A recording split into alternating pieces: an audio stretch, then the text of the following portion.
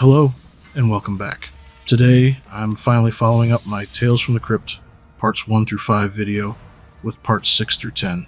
I hope you enjoy this compilation. So, kick back, relax, and get ready for the next 2 hours of spooky stories.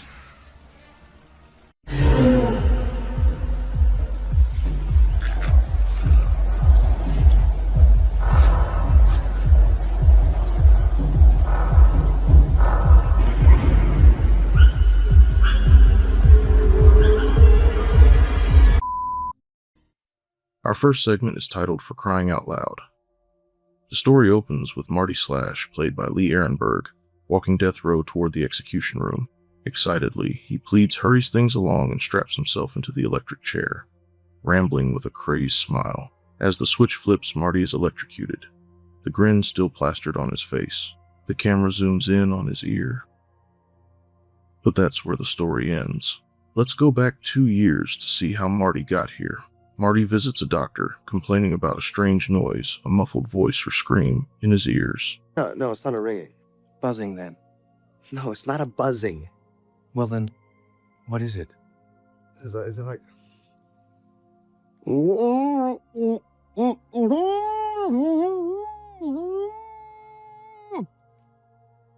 The doctor finds no serious issue, but blames years in the music business for Marty's hearing problems. He prescribes earplugs and salve, casually advising Marty to leave the rock and roll scene. Marty replies ominously, Would tonight be soon enough, Doc?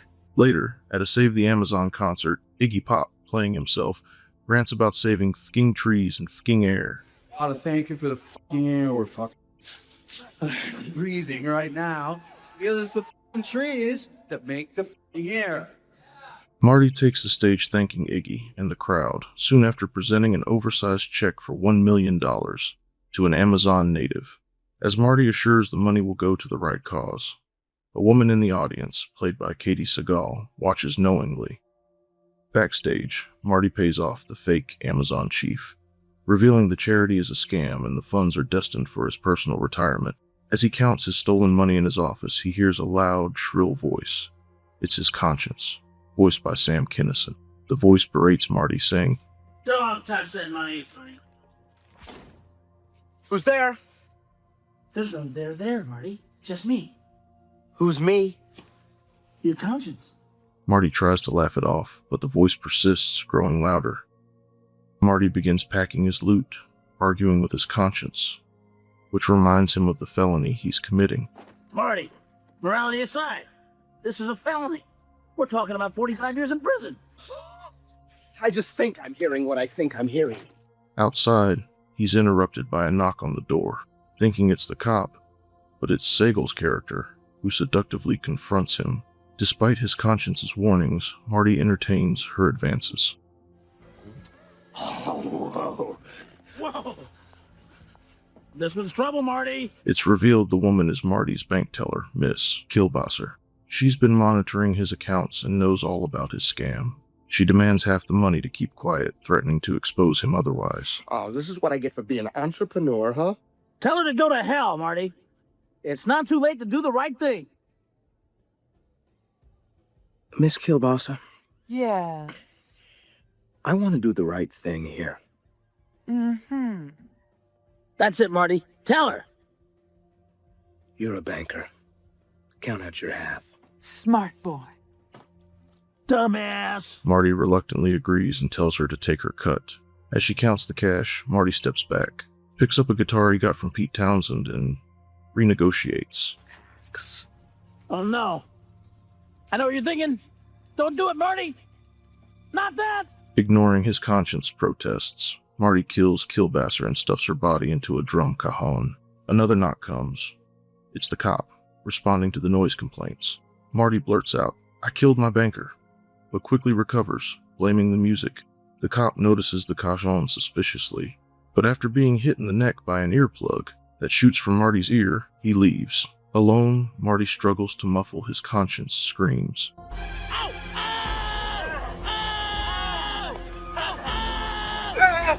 I'm getting mighty sick of you.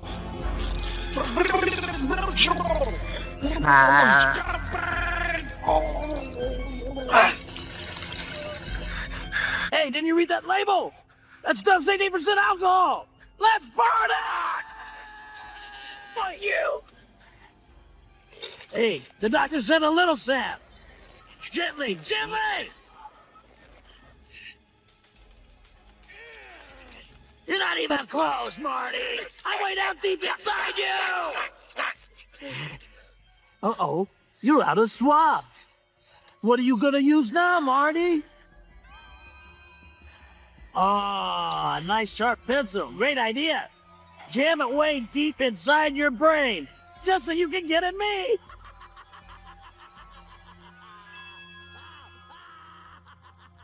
Rushing to escape, Marty navigates through the crowd, arguing with his conscience. As the voice's shrill warnings grow louder, concert-goers begin to stare at him. Feeling unnerved, Marty hides in the bathroom, but everyone flees at the sight of him. The voice tauntingly asks, "Why is everyone looking at you?"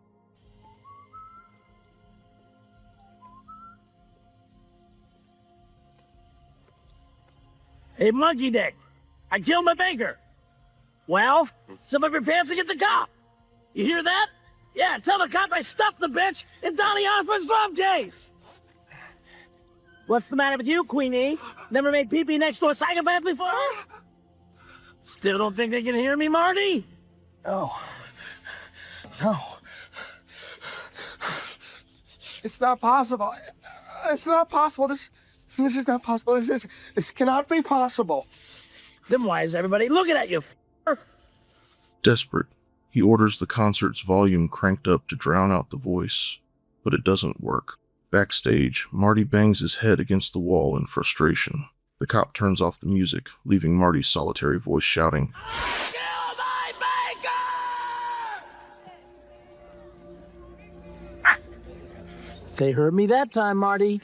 They know you did it. His confession echoes through the silent club. Everyone, including the crowd and cop, look on in shock, and his conscience smugly asks, "Doesn't it feel good to get that off your chest?" But why were people staring at him earlier if they could not hear the voice? The camera pans to reveal Marty's ear. Good, Marty. That was a lovely confession. Doesn't it feel better to get it off your chest? Hey, what's that in your ear? Oh. Easy.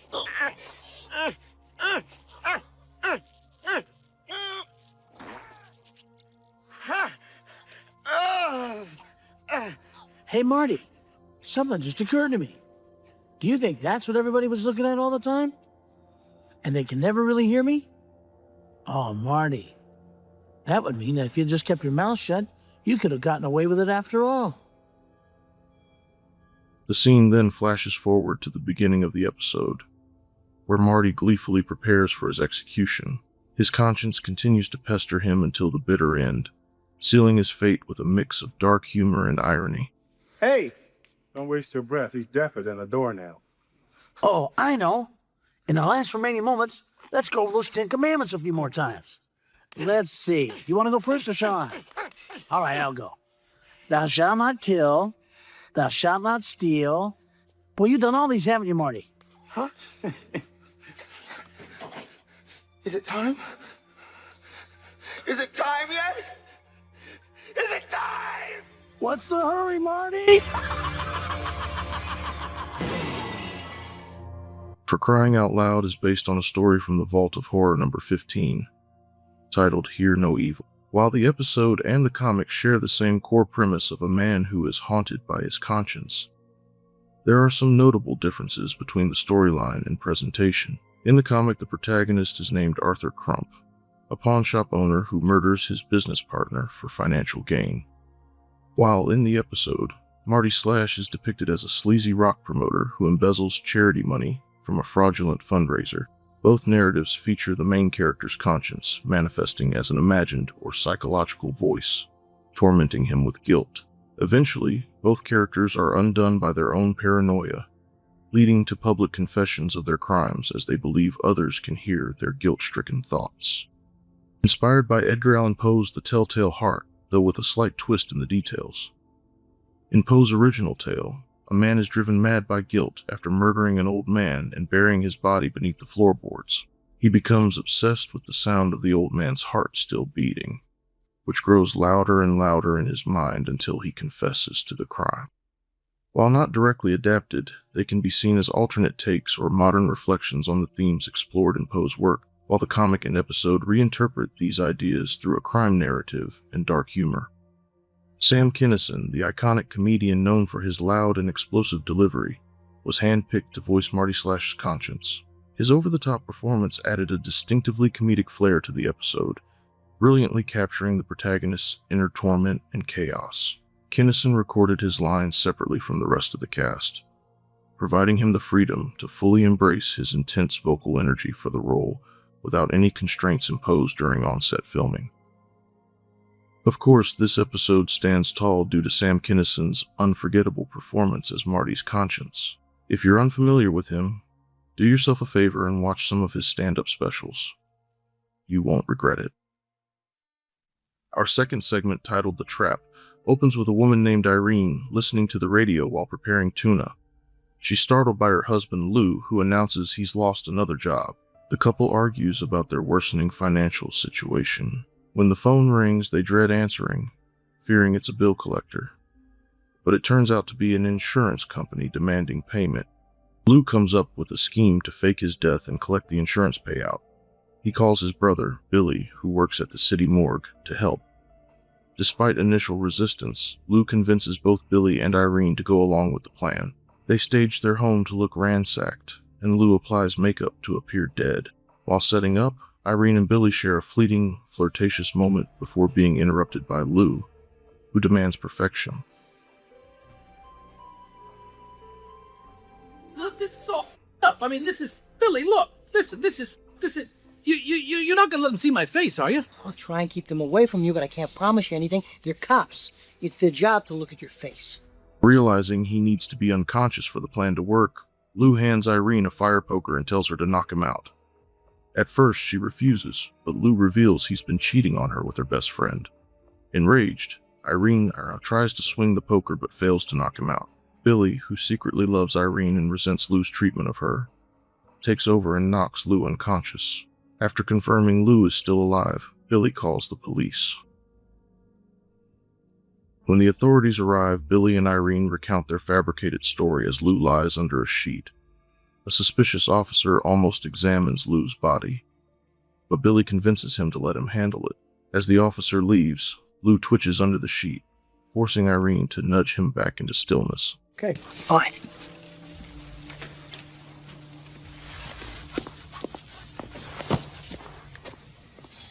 The story jumps to Lou's sparsely attended funeral. His grieving mother dismisses Billy and Irene's attempts to console her, snapping at them before storming off. Meanwhile, Billy and Irene share another romantic moment by Lou's coffin, unaware that Lou is awake inside, listening. Get a flamingo, eat her straight out.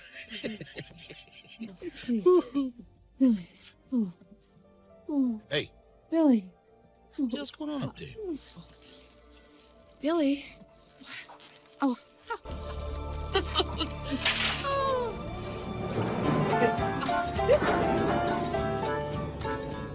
As the coffin is wheeled toward the crematorium, Lou panics and knocks on the lid. His mother hears the sound and insists Lou is alive. Irene's fault. Shut up, you little shit! Lou! Hey. I hear...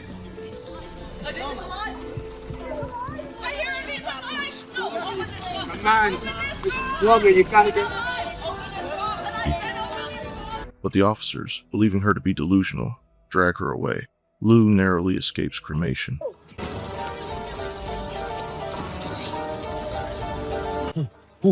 Jesus Christ, I've been ill already. Hey! Back at the morgue, Billy and Irene celebrate their success with Lou. They convince him to go into hiding in Costa Rica, promising to join him in a few months. Billy gives Lou $15,000 as a head start. Lou, thrilled the plan worked, departs for Costa Rica and undergoes plastic surgery to stay unrecognizable. Months later, Lou tries to contact Irene, but her number has been disconnected. Frustrated, he returns home to confront Irene and Billy, only to find them happily married. The pair feign ignorance, acting as though they don't know him. Is there something I can do for you? Yeah! You can start out by telling me where you've been for 6 months while I was wasted away in Margaritaville. Excuse me, but I don't think I know what you're talking about. Perhaps you'd like to speak with my husband. Your husband? I am your husband. No, Irene, who is this guy? I don't know. Hey, pal. What do you want with my wife? Your wife? His wife? You little whore! Irene, call the police. I'll take care of this guy. Lou, furious, accuses them of betraying him and spills the entire story to the police. However, his altered appearance leads the authorities to believe he's a stranger and accuse him of Lou's murder. During the trial, Billy and Irene testify against Lou. Their mother also takes the stand. She points at Lou, saying that is her son. Yeah. There he is. There's Lou. All right, here comes the cavalry. And who am I, man? You're my son, Lou. And who are you? I am Eleanor Roosevelt. The jury convicts Lou of his own murder, and he is sentenced to death. In the final scenes, Lou is strapped into the electric chair. Blow me. While Billy and Irene enjoy the sunset on the same Costa Rican beach where Lou had been hiding, the couple kisses, content with their success as the screen fades to black. The Trap is the 3rd episode of the 3rd season of Tales from the Crypt, originally airing on June 15, 1991. Directed by Michael J. Fox, this episode marked Michael J. Fox's directorial debut. Fox also made a cameo appearance as the prosecutor during the courtroom scene. The character Lou Paloma wears a shirt with Zemeckis Pizza on it. This is a nod to Robert Zemeckis, an executive producer of the series and director of the Back to the Future trilogy. The story is obviously far-fetched, but The Trap delivers a sharp lesson in karma. Lou's schemes and selfish behavior ultimately lead to his downfall, while Billy and Irene, though complicit, find their version of happiness. While the premise stretches believability, especially Lou's unconvincing disguise, it's filled with twists that keep viewers guessing. This episode is a memorable mix of dark humor and poetic justice, making it a standout in the series. Our final segment, ominously titled Collection Completed. The story opens on a dark and rainy night. In flashes of lightning, we see numerous animals, suggesting the homeowner has a deep love for her many pets. A woman appears, turning on a light while holding a cake. Excitedly, she says to herself, "It's almost time," as she tells everyone to stay in the kitchen. Hearing a clattering noise, she goes to the door to greet her husband, who has recently retired. She swings the door open expecting to see him, but instead is greeted by a wet kitty. Being an animal lover, she brings the cat in from the rain. Just as she closes the door, there's a loud knocking. It's her husband, who complains that she shut the door on him, not even noticing he was there. You shut the door right on my face. Jonas, you're home. The two slightly argue over the box her husband, Jonas, is carrying. The little cat causes Jonas to trip and spill the contents of the box on himself. Frustrated, he asks how the cat got into the house. As his wife helps clean up the spilled items, she finds a golden hammer, Jonas' retirement gift from his company. He remarks that he would have preferred a watch. His wife tries to comfort him as Jonas looks for a seat at the table. Unfortunately, he sits on a spiky pet toy. Now you know I hate that. God damn your cats to hell! What do I have to do? Search my own cotton-picking chairs every goddamn time I want to sit down under my own roof? Upset that everywhere he sits, stands, or looks there are pets or pet toys, Jonas tells her she should get rid of the animals now that he's home. He insists she won't be lonely anymore because he's there to enjoy his golden years in the home he worked his whole life for. You can throw away that new cat while you're about it, too. He's my new friend. You can get rid of him now, because as of tomorrow, you won't be lonely anymore. You won't be needing any animals. I'm going to be home all day. Right here in the goddamn house I've worked for all my goddamn life. Right here, sharing our golden years together. Tired, Jonas says he's going to bed. Irene returns to the kitchen, revealing that the guests she had been hushing were their numerous pets, all wearing party hats. The next morning, Jonas is annoyed that Irene turned off the alarm, exclaiming he's going to be late. She reminds him, Late for what? As he heads to the bathroom, they keep bumping into each other. Downstairs, Jonas finds Irene cooking steak and assumes it's for him, but it's actually for one of the dogs. Instead, she gives Jonas a bowl of bran cereal.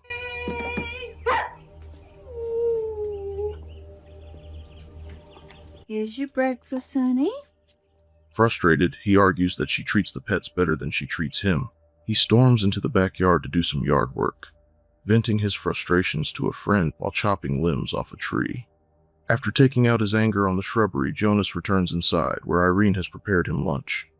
Taking a bite, he notices something tastes off.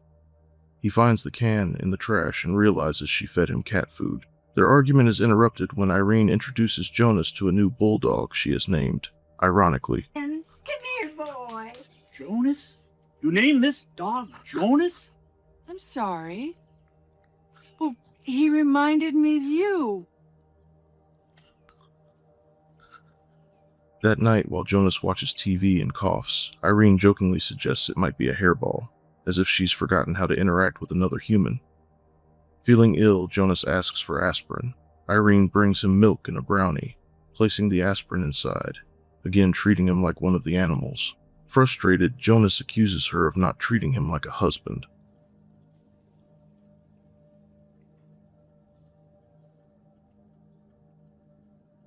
What was in there? Your aspirin. I put it in the brownie for you. God damn it, Anita! I'm not like your dogs or your cats. You don't have to put my medicine in food. I am not an animal. I am a human being.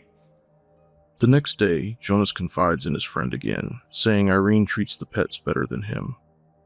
His friend suggests they have a serious talk, but when Jonas tries, he finds Irene having a heartfelt conversation with one of the cats as though it were a person. Upset, Jonas heads outside to chop more shrubs.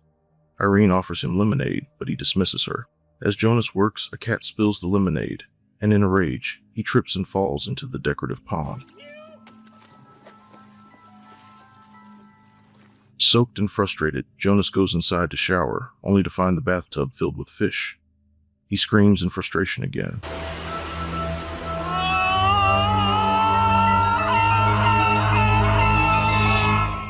Later, he calmly tells Irene he's found the perfect hobby. As he turns, he slips on a dog bone but pats the dog on the nose instead of getting angry. Irene is shocked by his uncharacteristic calmness. Oh, Skippy's bone. Skippy didn't mean Come it. along, little fella. I'm going out for a while. Weeks pass, and Irene tells her friend Roy that Jonas has been unusually happy, though she doesn't know why. When she looks for Jonas the dog, Jonas the human says he just saw him outside. Smiling to himself, he fiddles with an X-Acto knife. Irene steps outside to find Jonas the dog staring at her, but something isn't right. As she reaches to pet him, his eyes begin to glow. She realizes what has happened. Her husband has indeed started a new hobby, taxidermy. Horrified, Irene demands to know what Jonas has done with the rest of the pets. She ventures into his workshop and discovers he's been very busy. Jonas proudly shows her his collection, saying it's almost complete. He pulls a still-living cat from a nearby box. Irene lunges for the cat, but Jonas shoves her aside. She grabs his retirement hammer and, in defense of her last remaining pet, brings it down on Jonas. Nina, no! Later, we see Irene and Jonas watching TV. Their friend Roy comes for a visit and to see how things are going with the couple. We're shown that Irene has also seemingly picked up taxidermy as a new hobby.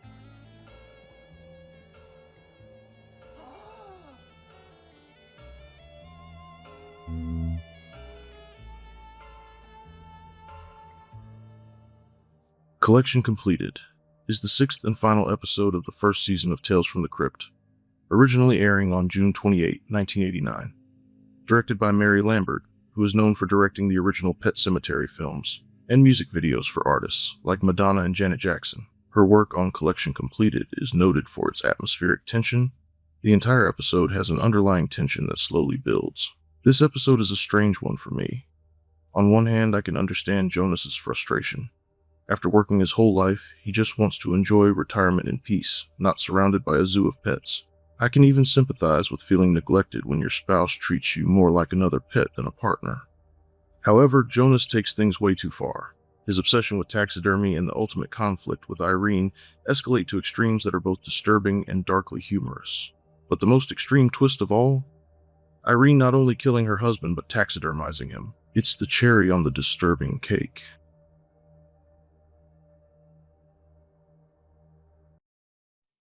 Our first segment is titled Dead Right, from Season 2, Episode 1, originally airing on April 21st, 1990. The episode opens with Kathy Finch, a gold-digging secretary with a sharp, arrogant attitude.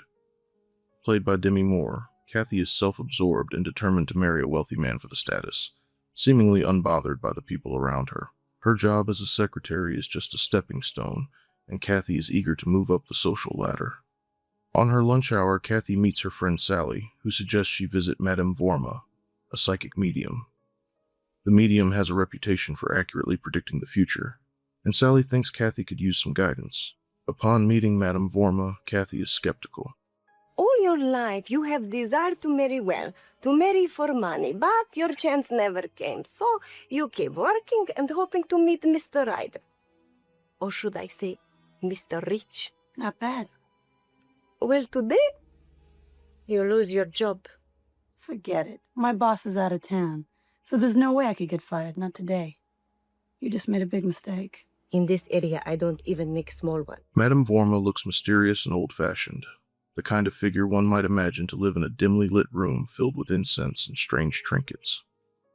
Kathy sits down, ready to dismiss whatever nonsense the medium might say, but to her surprise, Madame Vorma's prediction is unnervingly specific. She foretells that Kathy will lose her job, but she will find a new one by the end of the day. Kathy laughs this off, believing the medium is just a con artist trying to get her money. Her arrogance is evident as she brushes off Madame Vorma's words, insulting her before leaving. Despite her disbelief, the prediction starts to unfold in a strange way.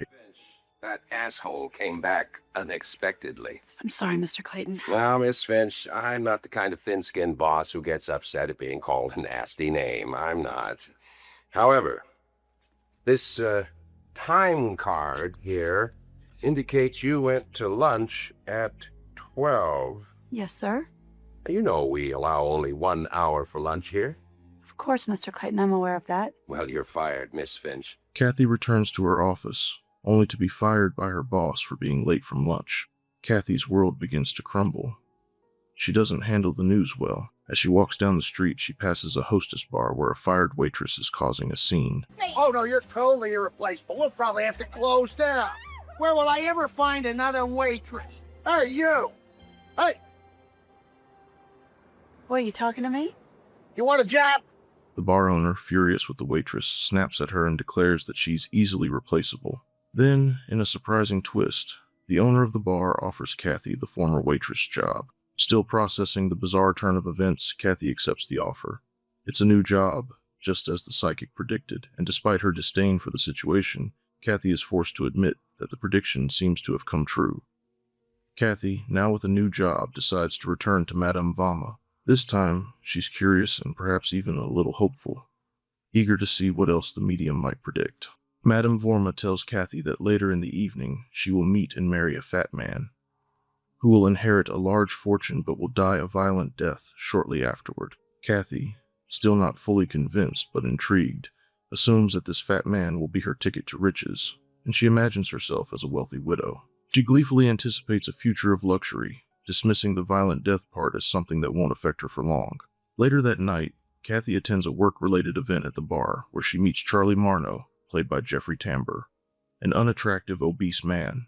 Charlie is immediately drawn to Kathy and starts showing interest in her, despite Kathy's obvious disgust. After you get off work. Yeah, well, no problem on a drink, pal, but no way I'm on tape. Charlie's charm, however, is no match for Kathy's outward beauty and wealth-seeking nature. Though initially repulsed by his appearance and size, Kathy begins to entertain the idea that this might be the man from Madame Vorma's prediction. She plays along, knowing that she's not attracted to him physically, but she sees in Charlie the potential for a lucrative future. She's already planning her path to riches. They marry soon after. Kathy, while appearing to enjoy their marriage on the surface, resents Charlie. He is clumsy, and Kathy finds his lack of sophistication off-putting. However, she tolerates him because she believes that his untimely death is just around the corner. She fantasizes about how Charlie might die, a heart attack, an accident, something that will give her the wealth she's been dreaming about. But 3 months pass, and Charlie is still alive, much to Kathy's annoyance. Her patience is wearing thin. Kathy then recalls something Charlie mentioned early in their marriage. He has an uncle in the Midwest who owns a successful factory. Say, Charlie, What? have you heard from your uncle? You know, the rich one with the Him? factory. Yeah. Nah, why would I hear from him? He's out west with his family. The possibility of this factory being part of Charlie's inheritance becomes a major source of frustration for Kathy. One night, she presses Charlie about the uncle, hoping for some good news. Charlie tells her that while his uncle is wealthy, he's in poor health and has several children, which places Charlie low on the list of heirs. Kathy's hopes are dashed once again. The gap between what she wants and what she's getting continues to widen. The following day, Kathy visits an automat, a place where food is dispensed from machines, to grab a coffee in Danish. While there, something incredible happens. Confetti falls from the ceiling, and Kathy is told that she is the 1 millionth customer. Hold it! Nervous! I'm up! Quiet. Now, quiet, everyone, please, quiet. Young lady, congratulations. For what? Well, you are the Hudson Automac chain's 1 millionth customer. What is your name, please? This is Kathy Marno. Yeah. What's going on? This is Marno. Just a moment, I'm writing your name on this check here, Mrs. Kathy Marno. The Hudson Automat chain takes great pleasure in presenting you, our 1 millionth customer, with a check for $1 million. The CEO of the automat chain arrives and congratulates her, awarding her a $1 million prize. Kathy is ecstatic, elated by her sudden windfall. For a brief moment, it seems that everything is falling into place. She walks home with a smile, her newfound fortune gleaming in the form of a nice dress and an expensive designer purse. Though Kathy is on top of the world, she privately scoffs at Madame Vorma's prediction. The medium was wrong, she thinks, having secured her own fortune without the need for an inheritance or a violent death. However, when Kathy returns home, her mood takes a drastic turn. Still basking in her new wealth, Kathy tells Charlie she wants a divorce, calling him a fat, disgusting slob. She insults his appearance, his demeanor, and even their entire relationship. The insults cut deep, and Charlie, whose insecurities are already apparent, reacts violently. Creep. I don't need you anymore. I'm moving out. No more smelling that stinking sewer you call a body. Hey, and you want some advice, Charlie? Eat a salad once in a while. And take a bath.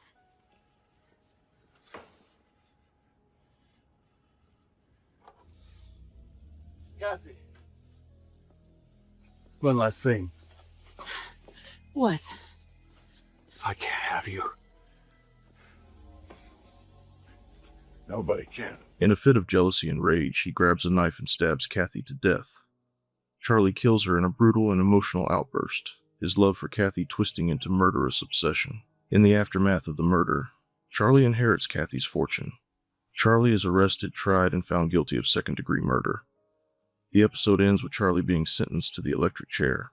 A final scene shows Madame Vorma watching a television report about Charlie's conviction and upcoming execution.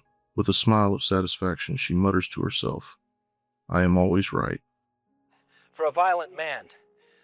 I'm Ernie Kepros, live at the state penitentiary where the priest has given the final rites and Charlie has eaten his last meal. Today we'll bring a close to The door is open. the brutal murder. Are you Madame Vorna? Yes, darling. I heard you can tell the future. For a violent man. She heard correctly, didn't she, Trotsky? The fee is $20. Pay in advance.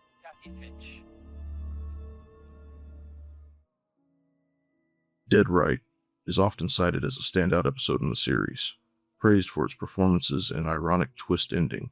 The chemistry between Moore and Timbre, combined with the darkly comedic narrative, contributed to its lasting impact. The source of the story is listed as Shock Suspense Stories number 6. It also features elements from the Vault of Horror number 25. Another unrelated story, also titled Dead Right, appeared in Tales from the Crypt number 21. That story was later adapted as Abra Cadaver in the following season. The character of Charlie was portrayed by Jeffrey Tambor, who had to wear a fat suit and facial prosthetics for the role. He said it was hot, uncomfortable, and hard to move in, which he said helped him stay in character.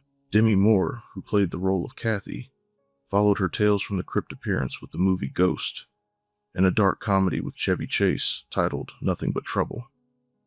There is a great behind-the-scenes video here on YouTube by Spooky Jacqueline. I'll leave a link down in the description. Head over to their channel and tell them Buzby Gaming sent you. Our next story is titled Split Personality from Season 4, Episode 11, originally airing August 26, 1992. We start with the character of Jack, played by legendary actor Joe Pesci. Jack, a small-time hustler and con artist, who's trying to make quick money by playing the role of a slick gambler. He's always looking for a chance to trick someone out of their cash. And in this opening scene, he's in a casino.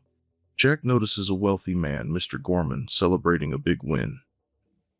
Jack, ever the opportunist, approaches him with a friendly and disarming smile, pretending to be a professional gambler himself. He tells Mr. Gorman about a surefire betting system, one that will make him even richer.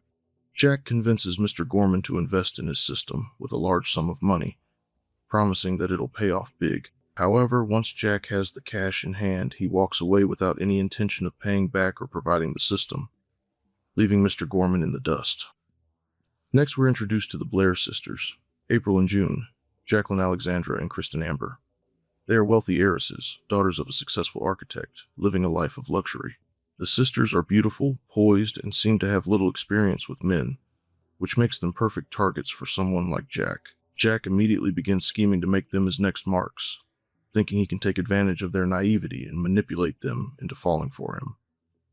Knowing that two beautiful sisters are not likely to fall for the same guy, Jack hatches a plan. Instead of just wooing one of them, he decides to win them both over.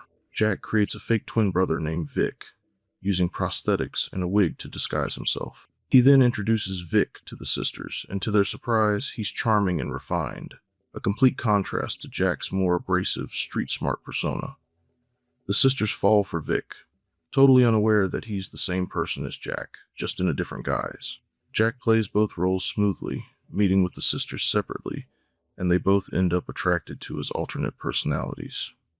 To each of them, Jack is a different man. The hard-working gambler Jack, and the sophisticated, elegant Vic. It's a brilliant con, but Jack doesn't realize how much trouble he's getting himself into. As Jack juggles both identities, he grows more and more confident in his plan. However, the Blair sisters are no fools. They begin to notice subtle similarities between Jack and Vic. The way they speak, their gestures, and even their mannerisms all seem eerily familiar. The tension begins to build as the sisters start to feel that something isn't quite right. But they're too intrigued and possibly even enamored to confront Jack just yet.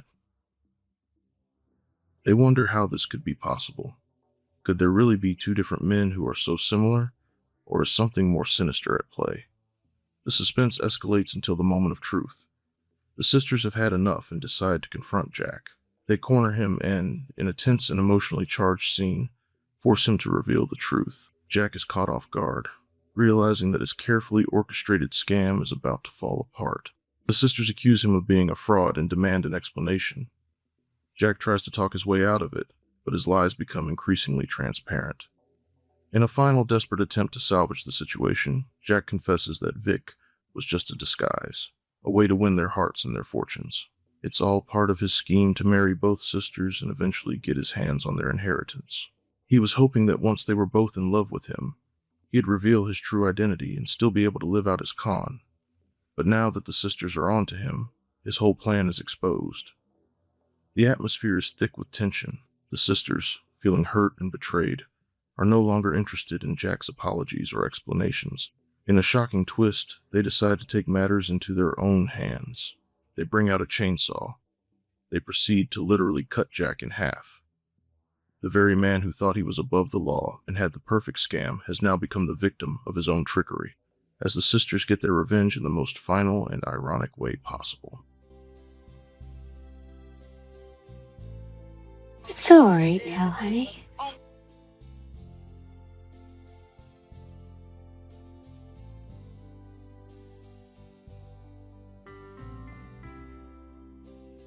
Everything's going to be all right from now on.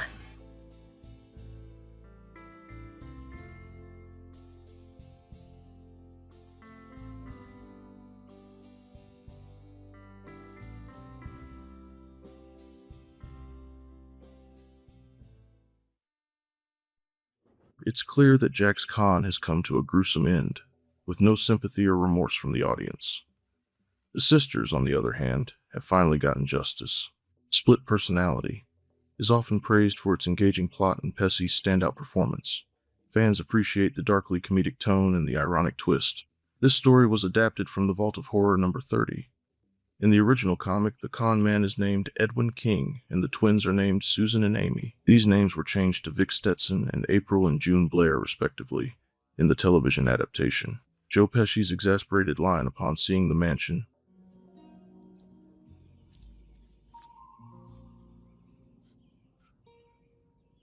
What the is this piece of sh**? has gained popularity as a meme on the internet in recent years. Pesci is known for maintaining a low public profile and rarely participates in interviews or public discussions about his work. However, there is an interview and behind-the-scenes footage of this very episode online. I'll provide a link down in the description, just in case you want to view it for yourself. Personally, I would like to get his thoughts on the meme-hood of his episode of this show. This final segment is from Season 2, Episode 4, titled Til Death, originally airing April 24th, 1990. The episode begins with Logan Andrews, a landowner living on a tropical island, played by D.W. Moffat. He's portrayed as a man driven by greed and ambition. Logan wants to develop his land into a profitable resort, but he's faced with the obstacle of needing a substantial financial backing. This is where his relationship with the wealthy and influential Margaret Richardson, played by Pamela Geen, comes into play. She's a woman of status and wealth, but she comes off as a cruel, condescending character with a sharp tongue and a cold exterior. Logan sees in her not a romantic partner, but a means to secure the funds needed for his development project. He believes that through her, he can gain the financial support necessary to expand his plans and become wealthier. Although Margaret is initially unimpressed by him, she still harbors a certain attraction due to his determination and persistence. He believes she's a perfect candidate to marry because of her fortune. Desperate for her affection, Logan turns to local voodoo for assistance. He visits Psyche, a local voodoo priestess played by Janet Hubert. She's a mystical and enigmatic woman, and Logan believes she holds the key to winning Margaret's heart. Psyche warns Logan that the love potion she gives him must be used carefully, as there are consequences if misused. Then it's this you'll be needing. You give her 1 drop, she become your wife. But if you give her 2, she be yours for life.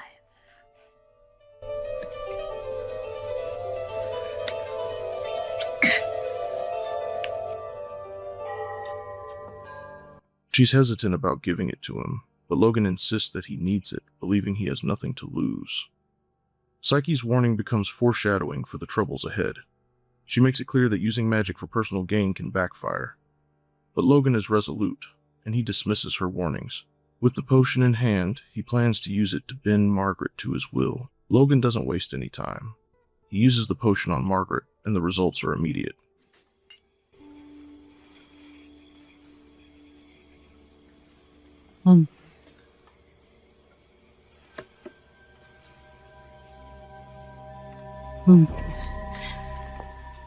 Margaret becomes infatuated with him, and the change is startling.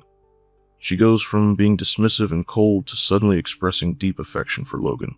She becomes obsessed with him, practically hanging on his every word. But what Logan doesn't understand is that this love is not genuine. It's induced by the potion. It's an unnatural obsession, and it's clear to the viewer that something is deeply wrong. Margaret's change in behavior is stark and disturbing, but Logan is blinded by his greed and eagerness. He sees this as a perfect opportunity to marry her and secure her wealth. The potion gives him the false confidence to believe that he's winning Margaret's heart through his own charisma, not through manipulation. As she lavishes attention on him, Logan is convinced that he's on the path to success. He has the woman, and he has the plan. For a brief moment, Logan feels like he's achieved everything he wanted. But even with his newfound wealth and status, there's a dark undercurrent. Margaret's obsession grows more intense with every passing day. She's not the same woman she was before the potion, and Logan begins to realize that he's trapped in a situation where he's not actually loved. Instead, he's stuck with a woman who's been made to obsess over him by magical means. As time goes on, Logan's excitement begins to turn to dread.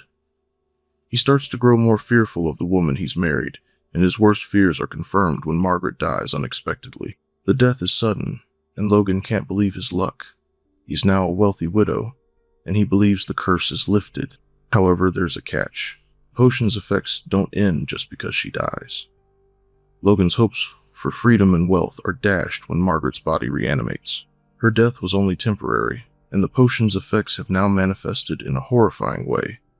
She returns from the dead, but not as the woman Logan married. Margaret's body has started to decay, and her appearance is a grotesque version of the woman she once was. Her skin has turned a sickly green, her eyes are clouded, and she exudes an almost otherworldly stench. This new Margaret is the literal manifestation of Logan's greed and carelessness. Her desire to be with him isn't a loving one. It's a possessive, vengeful force driven by the potion that has transformed her into something monstrous. Logan is horrified. He tries to escape, but he can't. Margaret has become a relentless force of nature, and no matter what Logan does, he can't outrun her. And stones can break my bones.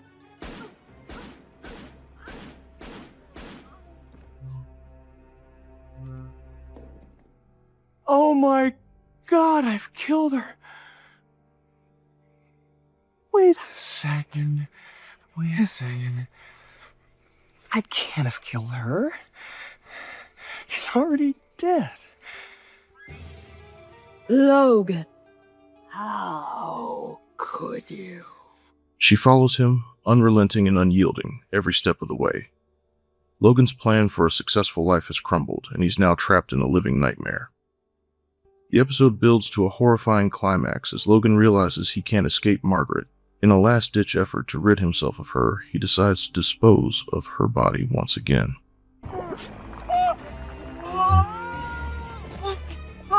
Stay away from me! No! Get away from me! I'm burning with desire.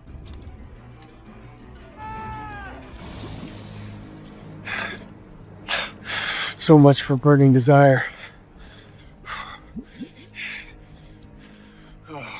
But the potion has bound her to him, and no matter what he does, she keeps coming back.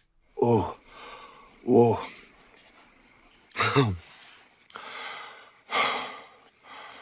To Margaret. May she rest in peace.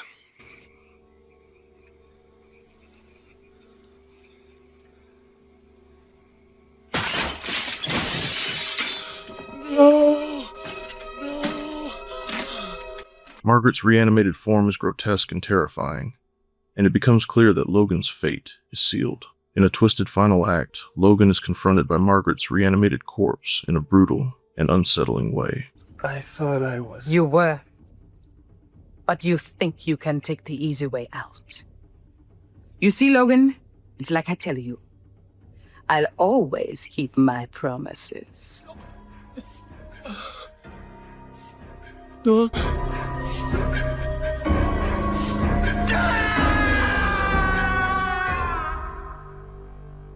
The episode concludes with Logan facing the consequences of his greed and his decision to use the potion in the first place.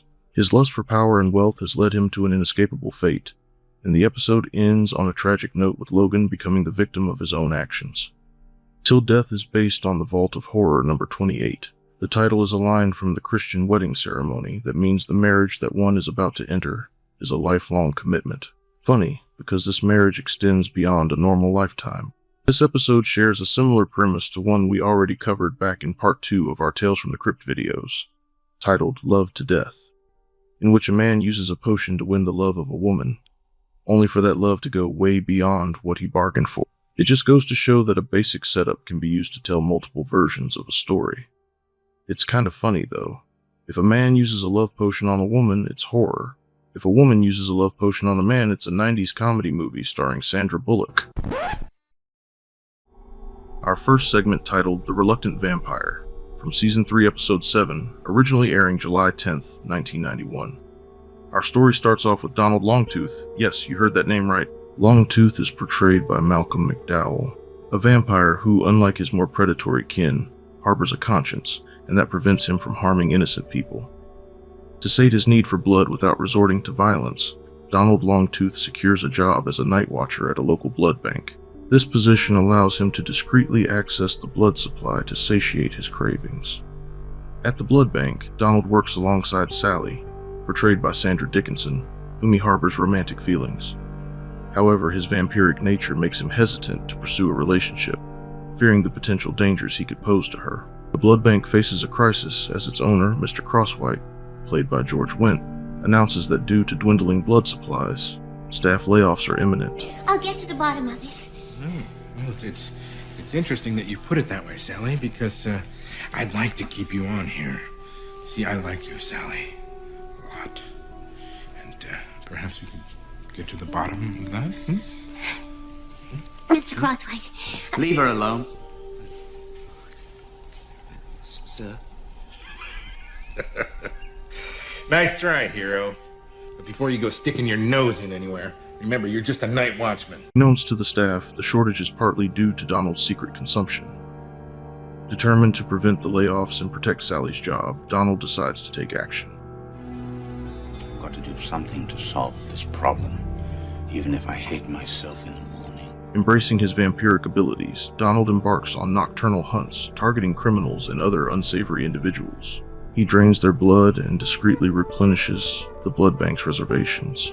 This initiative not only stabilizes the blood supply, but also brings him a sense of purpose, as he eliminates wrongdoers from society.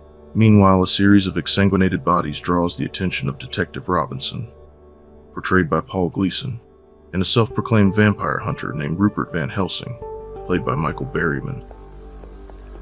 Who the hell are you? Rupert Van Helsing. What do you want, Rupert? I want to help you, Lieutenant. Though at first you're not going to believe anything I tell you. You're going to think I'm strange, bizarre. But in 3 to 4 days, when the city is awash in blood, you're going to beg me for my help. Van Helsing is convinced that a vampire is responsible for the deaths and teams up with the skeptical detective to track down the culprit. As the blood bank's fortunes improve, Mr. Crosswhite becomes suspicious of Donald's sudden effectiveness. He confronts Donald, revealing that he has deduced his true nature as a vampire. Crosswhite attempts to blackmail Donald by demanding that he continues his nocturnal hunts in order to keep the blood supply abundant. Oh, a lot more. Your freelance neck-nipping paid off in spades. We were never in danger of going bankrupt. That was just a ruse. I wanted to see just how productive you could be if you had to, and you did not disappoint me. I've got plans for you, Longtooth. Big plans. In a climactic confrontation, Van Helsing and Detective Robinson arrive, mistaking Mr. Crosswhite for the vampire due to a series of misunderstandings. Van Helsing stakes him, inadvertently solving Donald's blackmail problem. Know his methods.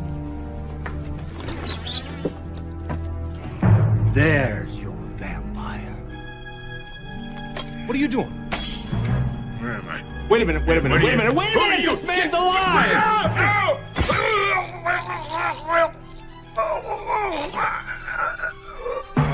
hell did you do? It had to be done, Lieutenant. It had to be done.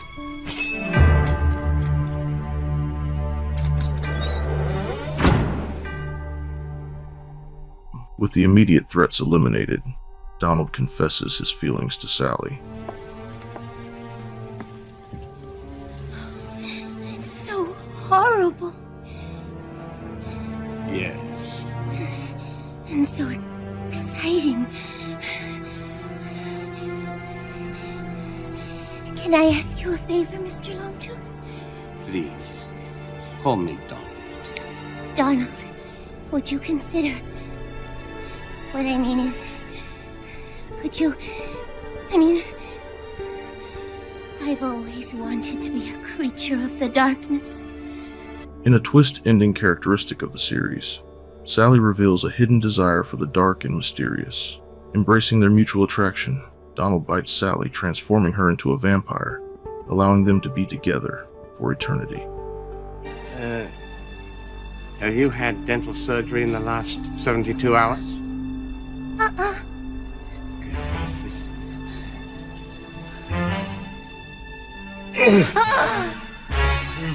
This is so sexy.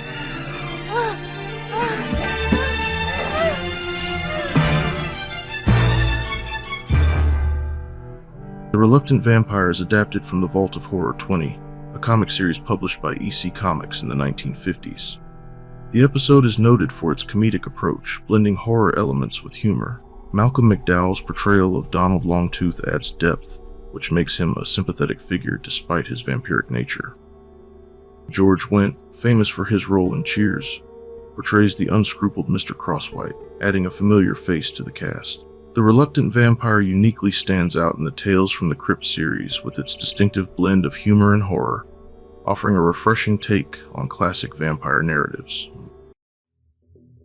Our second segment centers on two brothers, Martin and Carl Fairbanks, both of whom are doctors.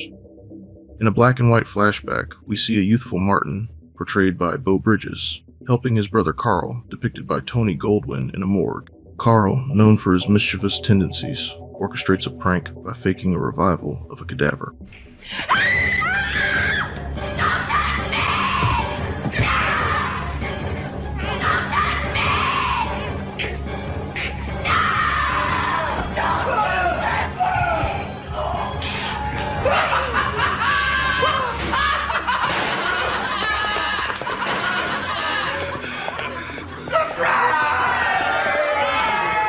The prank frightens Martin and results in him suffering a heart attack, derailing his aspiration to become a surgeon and leaving him with a deep-seated resentment towards Carl. Years later, the narrative shifts to the present, now in color, where Carl has become a successful surgeon, while Martin, now relegated to conducting research in a laboratory, is financially supported by Carl. We made a deal. Either you showed me results or I cut off your funding. You showed me nothing, so I said, fine. I'll get you a teaching position. You can waste your own money for a change. It's a shame, Carl. I don't get a chance to see you anymore. Only your money. I'm warning you, Martin. Take the job, or I cut you off completely. Martin's project concentrates on the notion of lingering brain activity after death, something Carl deems fruitless. Eager for revenge for the prank that sabotaged his profession, Martin concocts an intricate scheme. He entices Carl to his lab ostensibly to present a discovery. By offering Carl a doctored drink containing a paralytic agent, Martin induces a state in Carl that simulate death, leaving him fully conscious yet completely immobile and unable to communicate.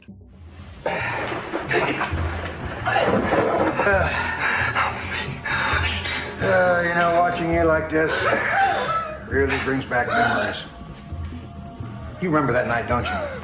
I do. I was one hell of a surgeon until your little joke cost me a career. Surgeon needs two good hands. Permanent hemipariasis. The only birthday gift you ever gave me. What have you done to me? Oh. Well, I've killed you, haven't I? Well, not officially yet. I mean, you're still alive, aren't you? I'm surprised you didn't taste it. I thought the Bavarian hydrochloride would have clashed with the scotch. It's too bad that you can't report back what you see, what you feel. You've always been so helpful in my research. Don't worry. Let me just button your sleeve. Take it easy now. Don't make this difficult. Now, if I don't give you this, you might find traces of poison in your system. We couldn't have that, could we? Say goodnight, Gracie.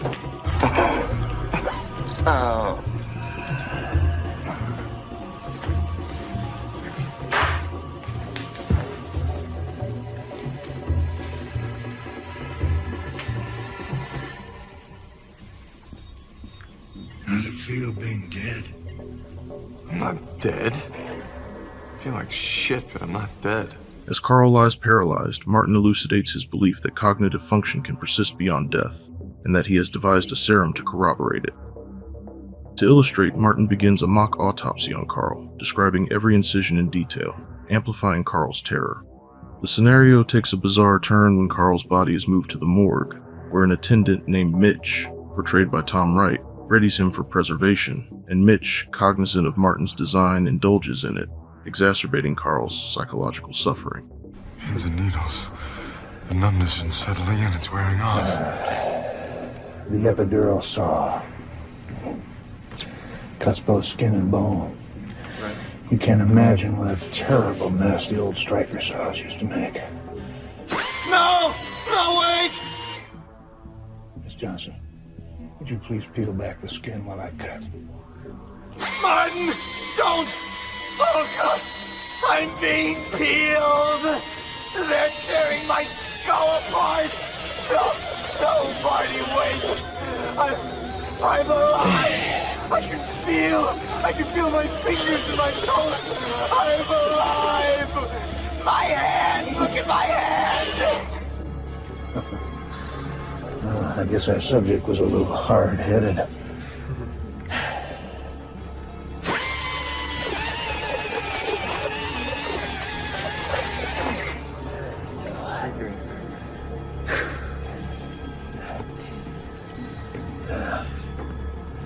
Marty, stop before it's too late. Marty, please. I can feel it! Stop, Martin! Stop! I'm alive! I'm alive!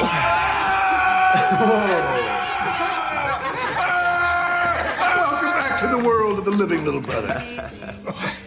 In a dramatic twist of events, it is revealed that Martin's actions were part of an elaborate prank meant to mirror the one Carl executed years ago. However, the shock is too intense for Carl, causing him to experience a real, fatal heart attack. Attempting to revive him, Martin injects him with the serum to prevent brain death. In a tragic finale, Martin's efforts to revive Carl using the serum fail, leaving Carl truly deceased. This indicates that the events of the prank will occur once more, but this time with a grim twist. The episode concludes with Carl mentally wailing as his authentic autopsy commences. Well, it was an accident. He was working with this experimental drug. He didn't have any idea it would actually cause a heart attack. Shame. Damn shame. Hey, hand me that epidermal saw, will you? Yeah, sure. Here it is at last. My autopsy. God damn you, Marty. You are absolutely right. Except about one thing. The sense of touch. It isn't the first thing to go, it's the last.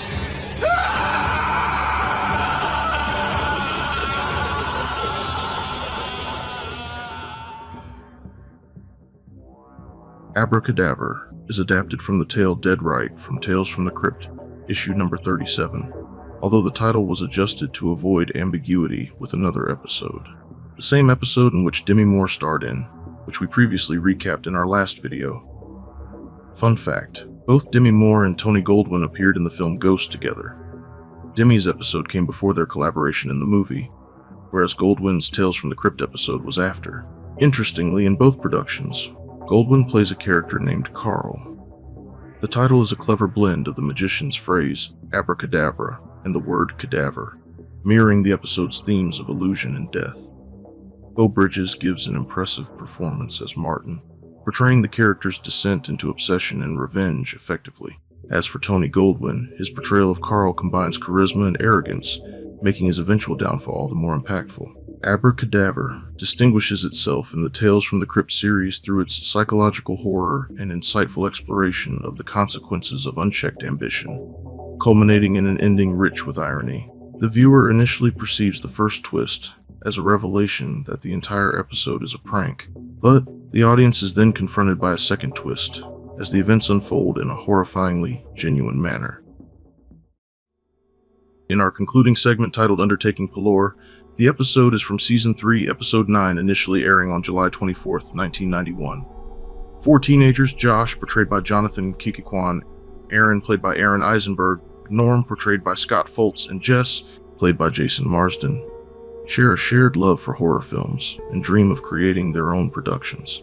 Seeking genuine inspiration, they opt to explore the local funeral home, Esbrook Mortuary, with the intention of capturing a real corpse on film.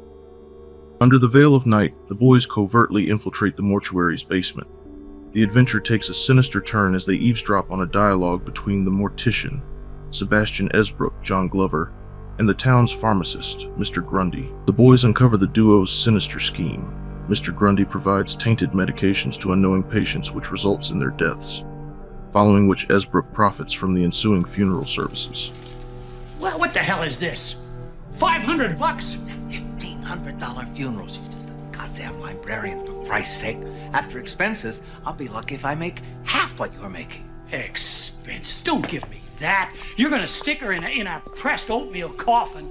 You want to make more money on this? Next time you doctor a prescription, why don't you pick somebody that can afford a deluxe funeral? As a matter of fact, that's exactly what I did.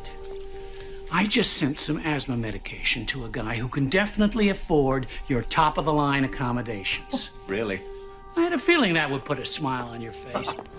The situation takes a personal turn when Aaron's father falls victim to the plot, dying from poisoned asthma medication.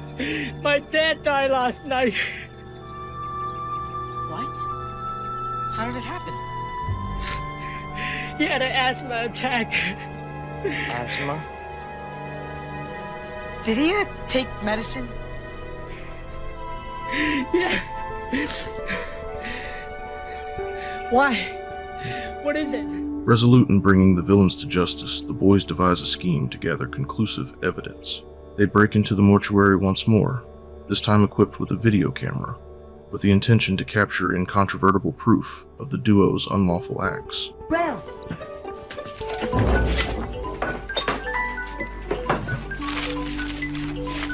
Have you found anything yet? During their stealthy mission, the boys bear witness to a confrontation between Esbrook and Grundy. Grundy, having exposed that Esbrook has been shortchanging him on the profits, threatens to report him to the authorities. Esbrook, to silence him, murders Grundy.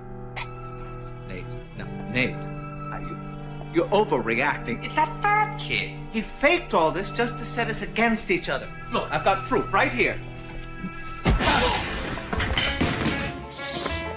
The boys' presence is eventually detected, resulting in a tense confrontation with Esbrook. During the struggle, they triumphantly turn the mortician's embalming apparatus against him, ultimately leading to his demise. You think I'm kidding? All right. 1, 2.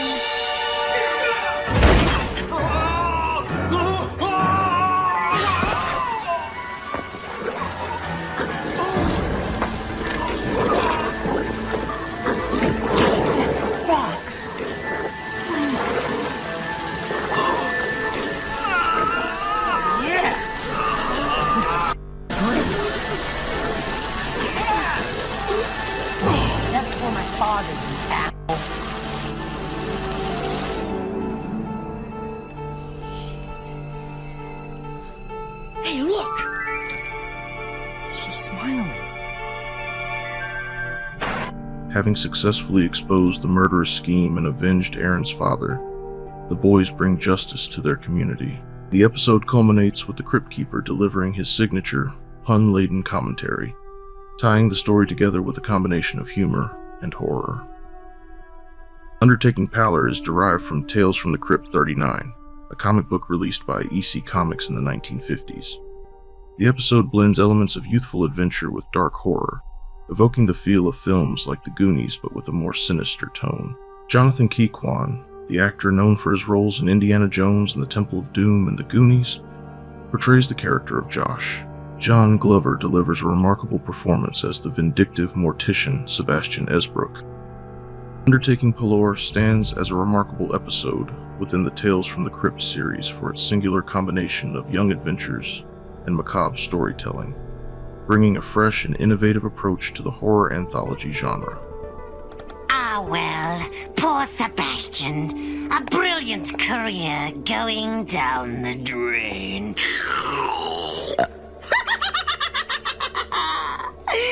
for the kiddies. Josh gave up on making movies. Seemed he didn't have the guts. And the others, they became lawyers. Must have been the taste of blood. After all, they were certain they'd gotten themselves a killer. I mean, who wears shoes like these except a killer? So until next time, see you later, alligator!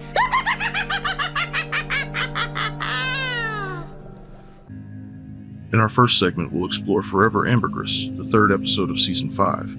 It aired on October 2nd, 1993.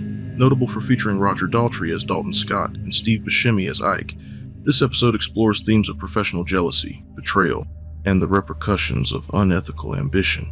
We begin with Dalton Scott, a renowned war photographer whose career is faltering due to reckless behavior and declining quality. In contrast, his protege, Ike, is gaining fame for his captivating and impactful images. This growing success fuels Dalton's jealousy and insecurity. Have you seen this stuff? Isaac 40?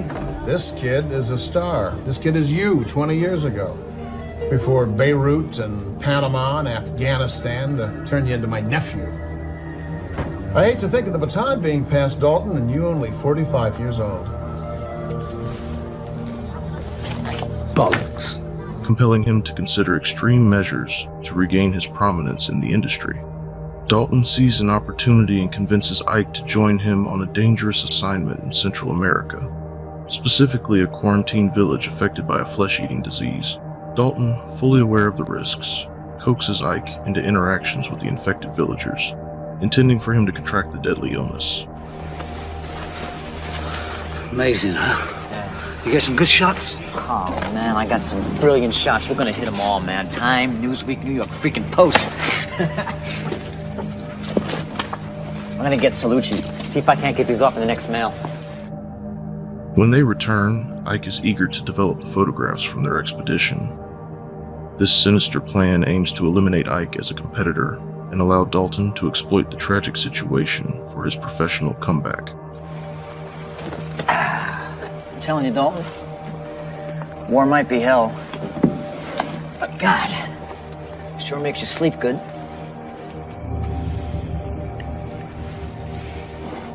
Unaware of Dalton's ulterior motive, despite appearing asymptomatic, Ike soon shows alarming symptoms. What's the matter? Burns! My burns! What burns? Oh, what's wrong? I don't know. Here, have a drink.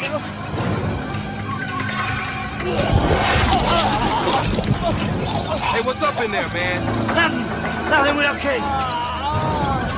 Hey, I'm gonna get Little Wing on the radio.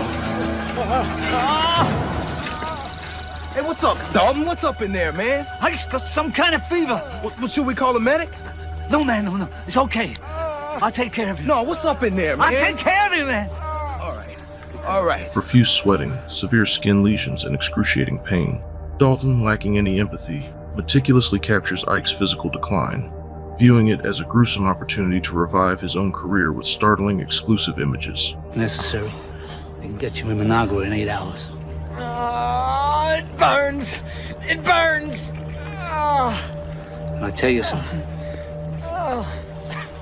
You look like shit. Really? You're starting to look like the house salad, dressing on the side. Babalera. You got it, brother. Those peasants weren't killed by no artillery rounds. You're deep in the hurt locker now. Why? Why do you think, Isaac? I'm on the comeback trail. And who would look after that sweet little girl of yours? Bobby.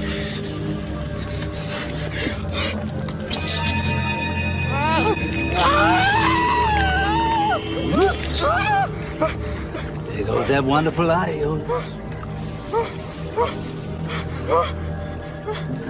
Now, if you don't mind, I'm gonna get me some fresh air.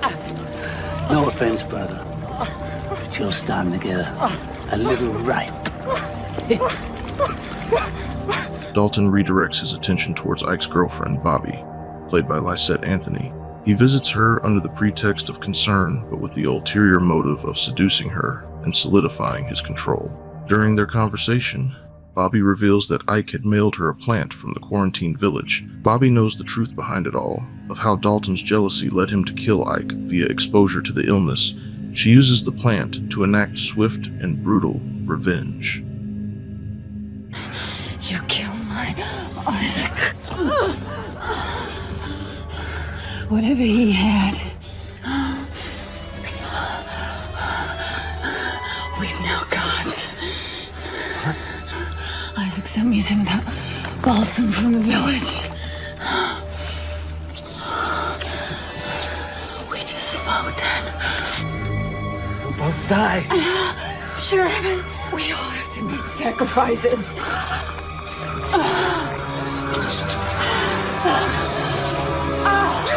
Crazy!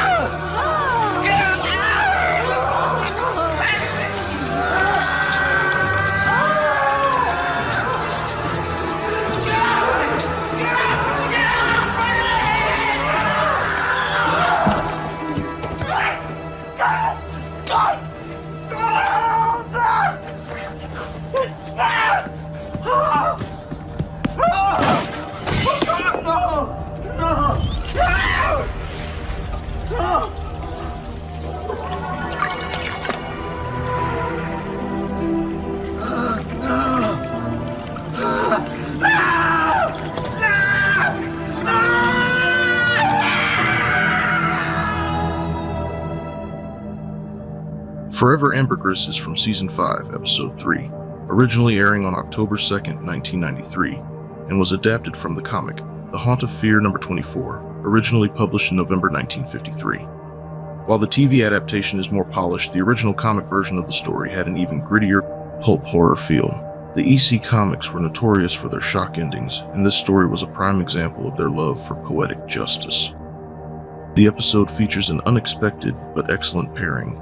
Steve Buscemi and Roger Daltrey shows just how innovative and off-the-cuff this series used to be, and why it has the ultimate staying power it does. This episode is one of the many reasons why you need to buy the DVD or Blu-ray box set of this series. I have no idea how I'm going to edit around the gore and nudity of this episode, but it's well worth the pain in the ass to feature this gruesome classic tale. Our second segment is called Split Second, taken from the 11th episode of the 3rd season. This episode delves into themes of jealousy, infidelity, and brutal retribution within a secluded, wooded logging community. The narrative revolves around Liz Kelly, portrayed by Michelle Johnson, a captivating waitress in a remote town bar, often visited by rugged lumberjacks. Disenchanted with her monotonous life, she succumbs to Steve Dixon, played by Brian James, the powerful and affluent owner of a nearby logging camp. The lady's not interested. You got that? Stop this. Drop the knife. Drop it. This how you want to die, shitheel? I wasn't exactly looking for a knight in shining armor, but I did like being fought over. Those days, I was getting offended a lot more than I was getting defended. Apologize to the lady. I'm sorry, man. Good boy. Now get the fuck out of here. Their whirlwind romance leads to a hasty marriage, with Steve promising Liz a life of grandeur and status as the queen of his logging realm. At first, Liz delights in the luxurious lifestyle, but the initial euphoria fades quickly as Steve's true colors are revealed. Steve, honey. Oh, there you are. Your breakfast is ready. What the hell are you wearing? What the f*** are you all staring at? I don't want you in here ever, you hear me? You don't know what these guys are like. For Christ's sake, Steve. I told you to do something, now do it. I don't want these sons of bitches staring at you. Sure, Steve, whatever you say. I don't want you shitheads staring at her, you understand me? And you better act like gentlemen when the lady's around.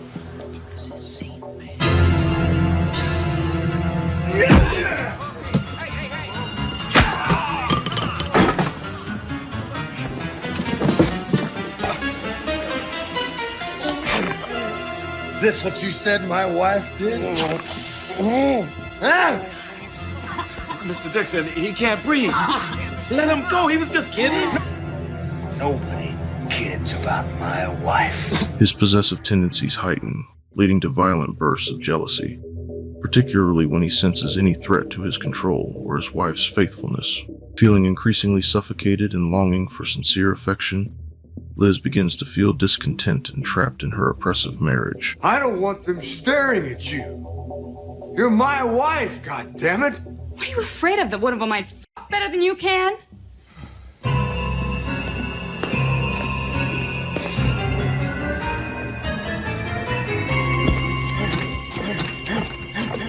It wasn't the first time a man had screwed me because he was jealous. But it was the first time I had hated it. And I felt the boredom coming back. The narrative takes an unexpected turn with the arrival of Ted, played by Billy Worth, a skilled and attractive lumberjack who quickly garners respect from his colleagues and captures Liz's attention.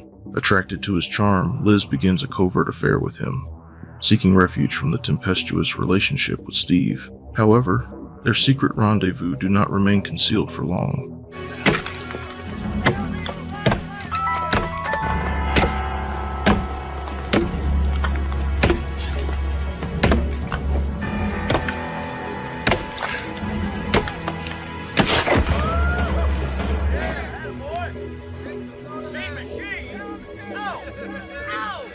Call me un-American, but watching Ted chop that tree in half, wow, it just made me forget all my troubles. And at that point, I would have done anything for a little excitement, of one kind or another.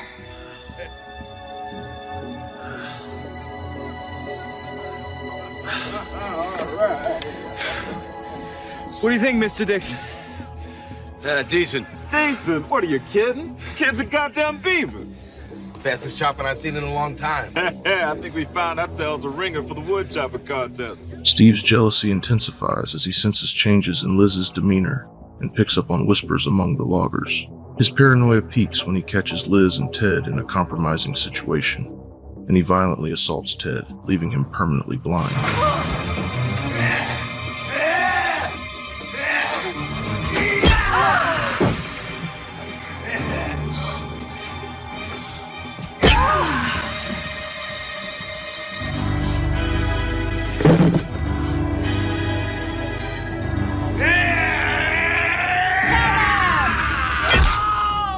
Witnessing the horrific aftermath of their affair, Liz is overwhelmed by guilt and terror. Infuriated by Steve's cruelty, the other lumberjacks, who have long endured his tyrannical rule, are moved to collective retribution. They overpower him, restraining him before imposing a gruesome punishment. Utilizing the same logging equipment he once controlled, the lumberjacks enact their revenge.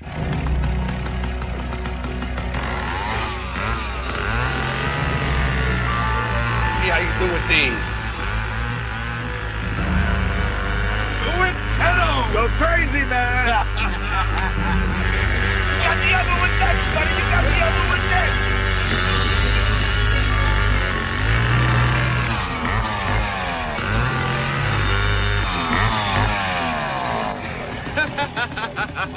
Hey guys, I'm getting pretty good at this. You got any more?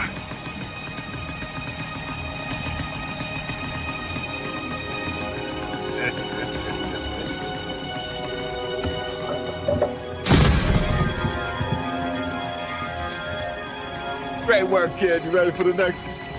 Snaz and Artie and the boys had found what I'd spent years looking for. The cure for a terminal case of boredom. Oh, yeah! I feel great! Yeah! I love you guys! Split seconds from Season 3, Episode 11, originally airing on July 17th, 1991. It was adapted from Vault of Horror, number 40. In the comic, the gruesome fate of the husband is done in the classic EC comic style of brutal poetic justice. The episode follows the comic closely but expands on character interactions, adding more depth to Liz's manipulation and Steve's growing paranoia. With its mix of noir-style seduction, grisly comeuppance, and a fittingly ironic ending, it stands as a prime example of Tales from the Crypt at its best. Our final segment of this video is a story titled The New Arrival. The story centers on Dr. Alan Gutz, a radio child psychologist facing plummeting ratings for his show, The Art of Ignoring Your Child. In an attempt to revitalize his career, Dr. Gutz decides to conduct a live on-site therapy session at the home of a frequent caller, Nora, who seeks help for her troubled daughter, Felicity. As of tomorrow, the spot belongs to Lothar. Dr. Getz, hello? Are you there? Oh, yes, sorry, what? But a lot of people count on Ella. They need him. Oh, come on. Nobody needs Alan. And after the ratings we got today, we don't need him either. Wait a minute. Lady, are you aware that you are the epitome of the inept parent and that your little Felicity is the ultimate problem child? Does that mean you're not coming? On the contrary. I'm going to originate good psychology from your home every day until little Felicity is a fully functioning little girl. We're making a house call. Accompanied by his producer, Rona, and his assistant, Bonnie, Dr. Gutz arrives at Nora's secluded, dilapidated mansion. Hesitant to touch the grimy doorbell, he asks for a pencil to poke it instead. However, the assertive Rona steps in and rings it herself. Oh, shit. Anyone got a pencil? Oh, what do you think? It's going to bite you? Alan hates electricity, doesn't trust it. Makes a lot of sense for someone who works on the radio. Jesus, of all the stupid... Ah! Alan, get out of the way! Ah! Nora greets them with an unsettling warmth, her demeanor shifting between hospitable and erratic. Dr. Getz, it's you! You're really here! Oh, did she get a shock from the buzzer? I'm sorry. I was tinkering with it a little while ago. I'm a very good tinkerer. Yeah? Well, how good a lawyer are you? Are you, Nora? That's me, Felicity's mommy. The interior of the house is cluttered with old toys and peculiar decorations, adding to the eerie ambiance. Nora describes her daughter as a deeply troubled child, resistant to conventional disciplinary methods. Dr. Getz remains firm in his stance, insisting that ignoring the behavior is the best approach. Determined to confront Felicity, Dr. Gutz and Bonnie venture deeper into the house, navigating narrow, dimly lit hallways adorned with unsettling children's drawings and vintage toys. With each creak of the floorboards, tension mounts. Rona, disgusted by the state of the home, turns away. Noticing a child running past, Rona goes to investigate, only to find out, all too well, what happens to curious cats.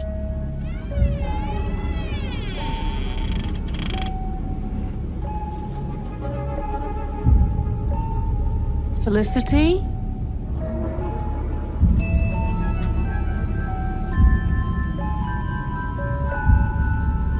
Felicity?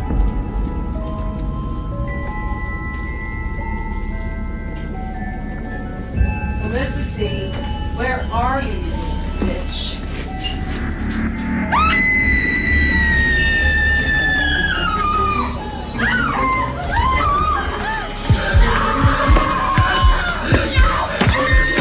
Rooms filled with decaying dolls and eerie memorabilia suggest a long history of disturbed behavior. Throughout their visit, Felicity remains unseen, her presence indicated only by distant, disturbing noises and the occasional thumping sounds from upstairs. While exploring deeper into Felicity's bedroom, we, the viewers, begin to suspect that Felicity and Nora may in fact be the same person. Just as this idea is being explored, Bonnie discovers Rona's corpse lying in Felicity's bed. Oh my God! What? What's the matter?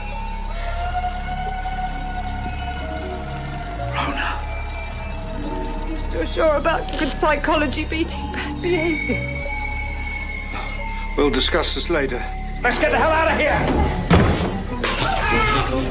Realizing the danger, Dr. Getz and Bonnie attempt to escape, but find themselves trapped. Bonnie finds a door that leads to the attic. The pair escape only to find the door leading to the attic is locked. It is noticed that a small masked figure is looking up from the bottom of the stairs. Getz, now fully believing that Felicity is nothing more than Nora in a mask. The masked figure retreats before Getz reaches her. Bonnie and Getz argue as a ceiling fan modified with blades comes down on Bonnie from above, not only killing her, but incapacitating Dr. Getz. For a guy who's supposed to know a lot about people, you know nothing about them! Bonnie, I swear, as soon as we get out of this house, you're fired!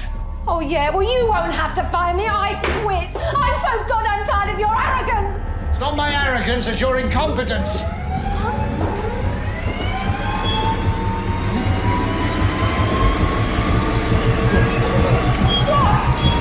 Bonnie, look out!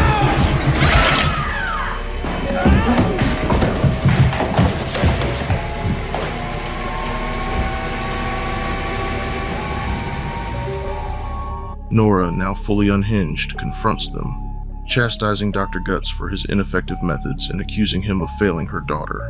The facade of a desperate mother crumbles, revealing a calculating and vengeful woman. You've had a rough day. Shall I bring Felicity up? After all, she is the patient. Yes, that's a good idea.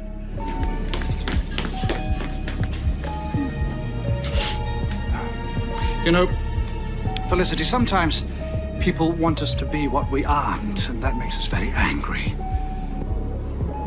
Now, if you were to untie my arm, I could give you a hug.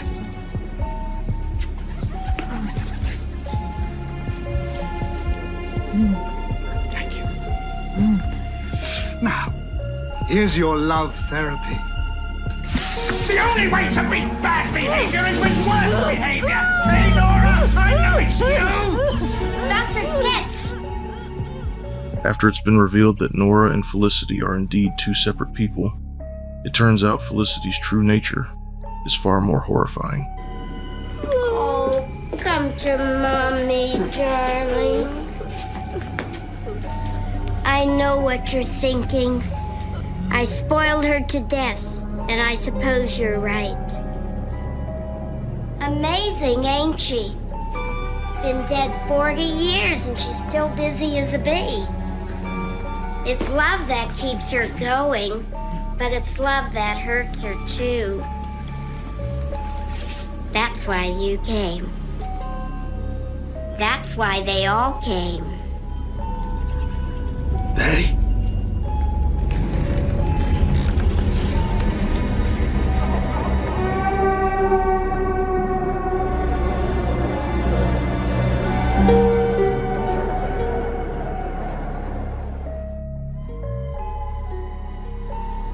The camera pans to show the mummified remains of other child psychiatrists who have failed to help Felicity. Dr. Getz is left to the same fate, listening to his replacement on the radio as the supernaturally undead child skips rope around him. None of them did. I'll just turn the radio on.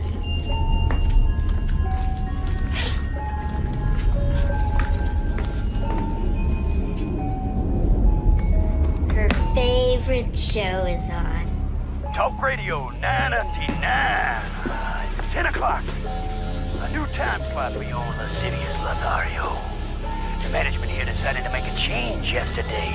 And aren't you glad we did? Ignore it. Today we're gonna talk about sex. Ignore it. It's time for Ignore it. call in. Ignore it. Elbow guard. Ignore it. That's right. Ignore it.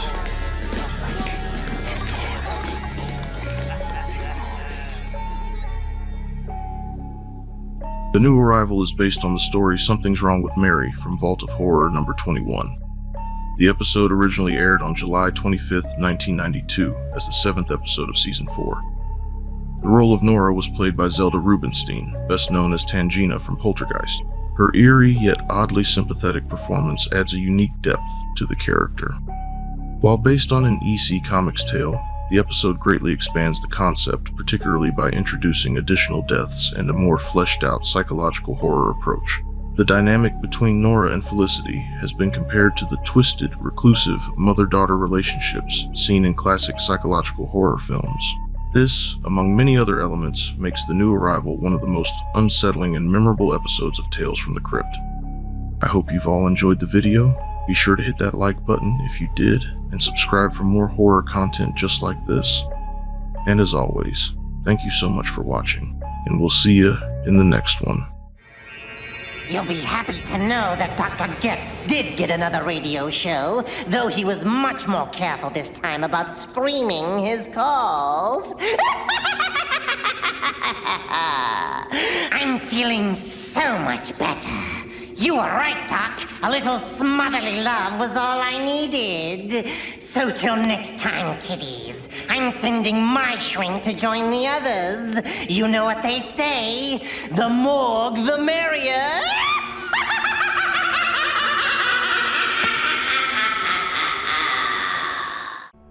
Our first segment is titled Strung Along from Season 4, Episode 14, originally airing on September 2nd, 1992. Our story starts in a dimly lit living room, where Joseph Renfield, an aging puppeteer with a face etched by time, sits hunched in an armchair. He's lost in grainy black and white footage of his old TV show, watching his beloved puppets, Coco the Clown and Cowboy Clyde, trade silly banter about a dog in a no-barking zone. The laugh track echoes as Joseph's eyes glimmer with nostalgia. He whispers to himself about how those were the golden days, back when everyone adored Coco. The sound of Ellen, his much younger wife, swimming with her friend, snaps him back to the present. Joseph watches from the window, smiling as she waves to him. You can tell the past is weighing heavy on Joseph's soul. Can't get him out of the house.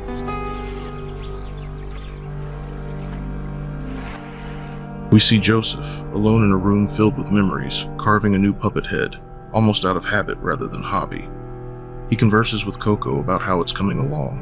Want my opinion? Not especially. How about taking a little more off the top? Nobody asked you, Coco. You've been carving that same head now for 2 months. You'll make those cheekbones any higher. No, damn it. Don't say it. The last thing I want to hear from you is I told you so. Their conversation stops when Ellen enters the room. She has a talk with Joseph about how he has been acting lately. As Ellen leaves, Joseph begins to read a letter.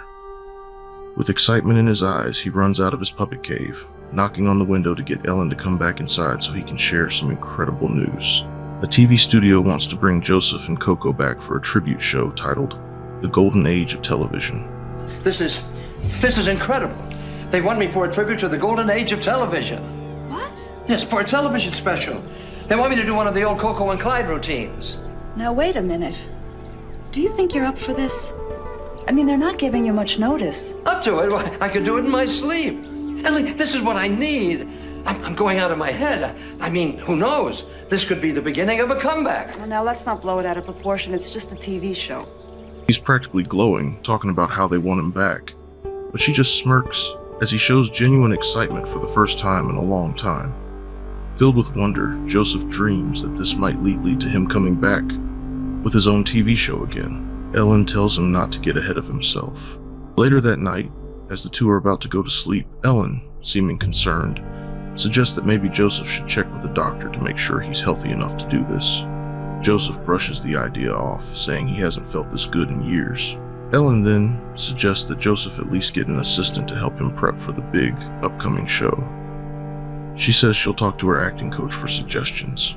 As Joseph kisses her goodnight, the camera centers on Ellen's face. Her smile drops, giving us a hint that not all is well. Is she genuinely worried about her husband's health? Or is there something darker happening behind the curtain?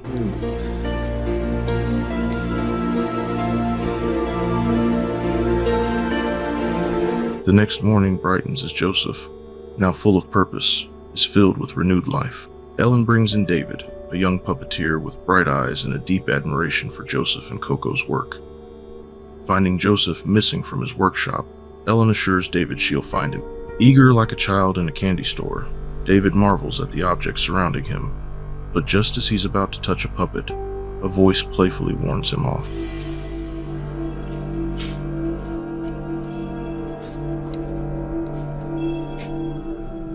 Don't touch him! You don't know where he's been. Who is that? Who do you want it to be?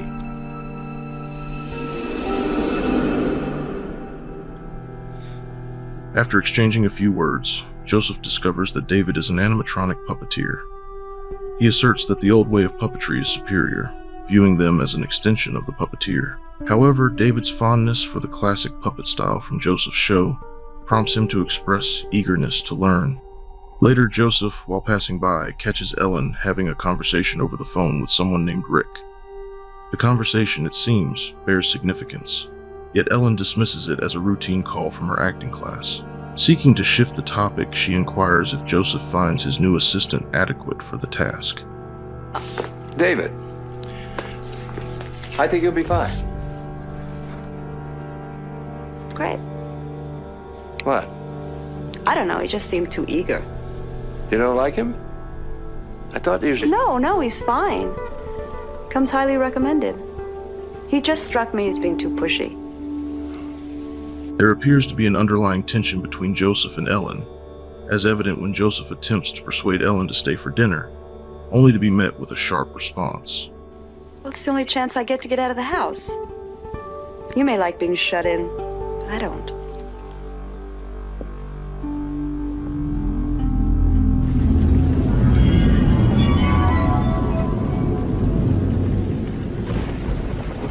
Later in the evening, Joseph confides in Coco, expressing his mounting apprehensions.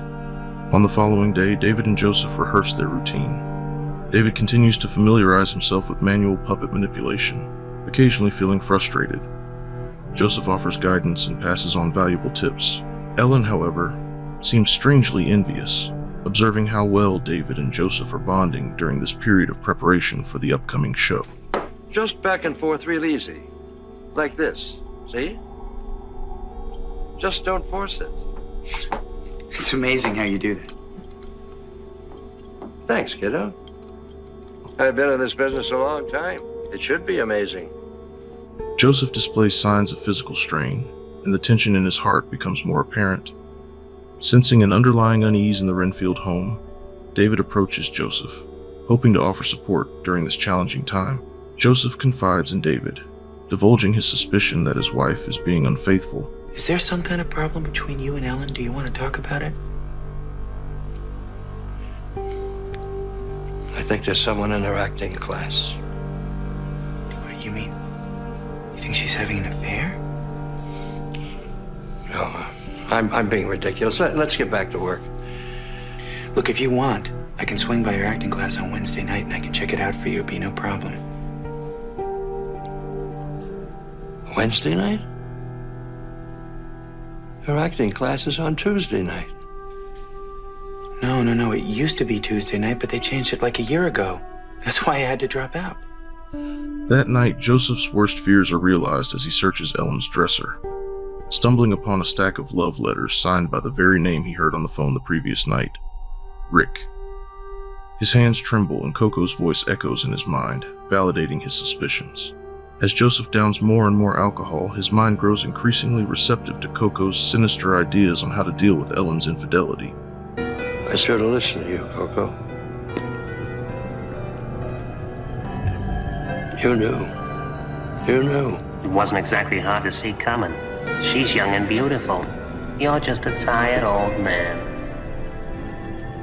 What am I going to do? You mean if you were you? Or if you were me? I'll divorce her. Call my lawyer in the morning. I never want to see her again. Divorce will cost you. I say you take matters into your own hands.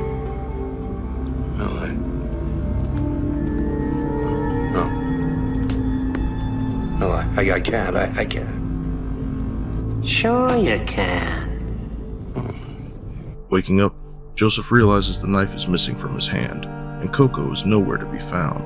It seems the puppet has liberated himself using the blade while Joseph was passed out from his drinking. Joseph rushes upstairs, only to discover that his worst fears have materialized.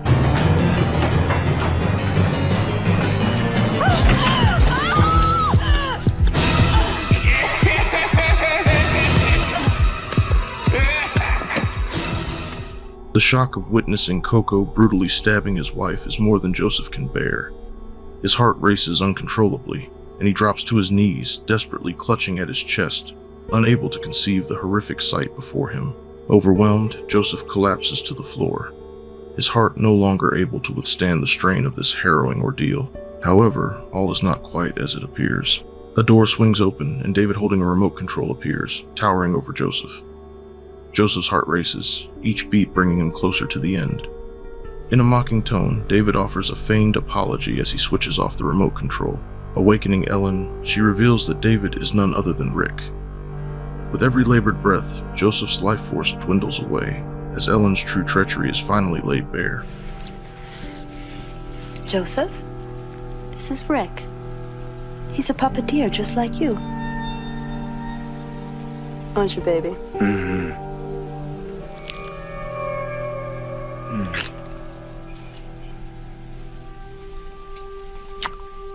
So what do you think, Joe?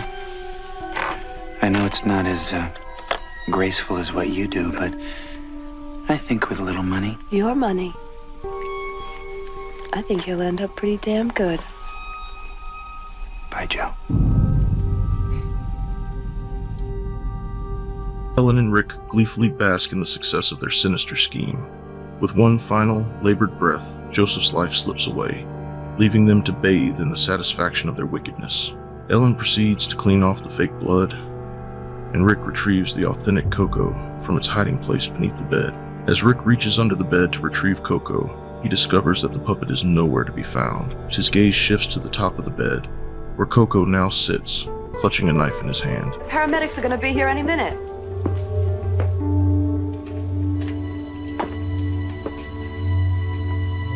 Rick, what are you doing? You have to get out of here. This isn't funny. Up here, kiddo.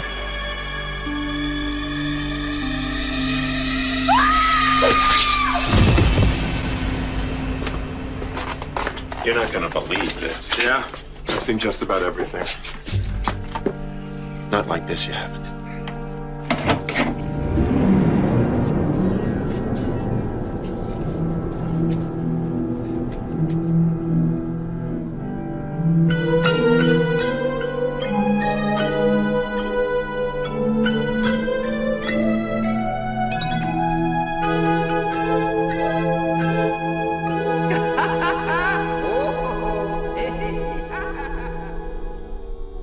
Strung Along is an adaptation of a story from the comic Vault of Horror number 33.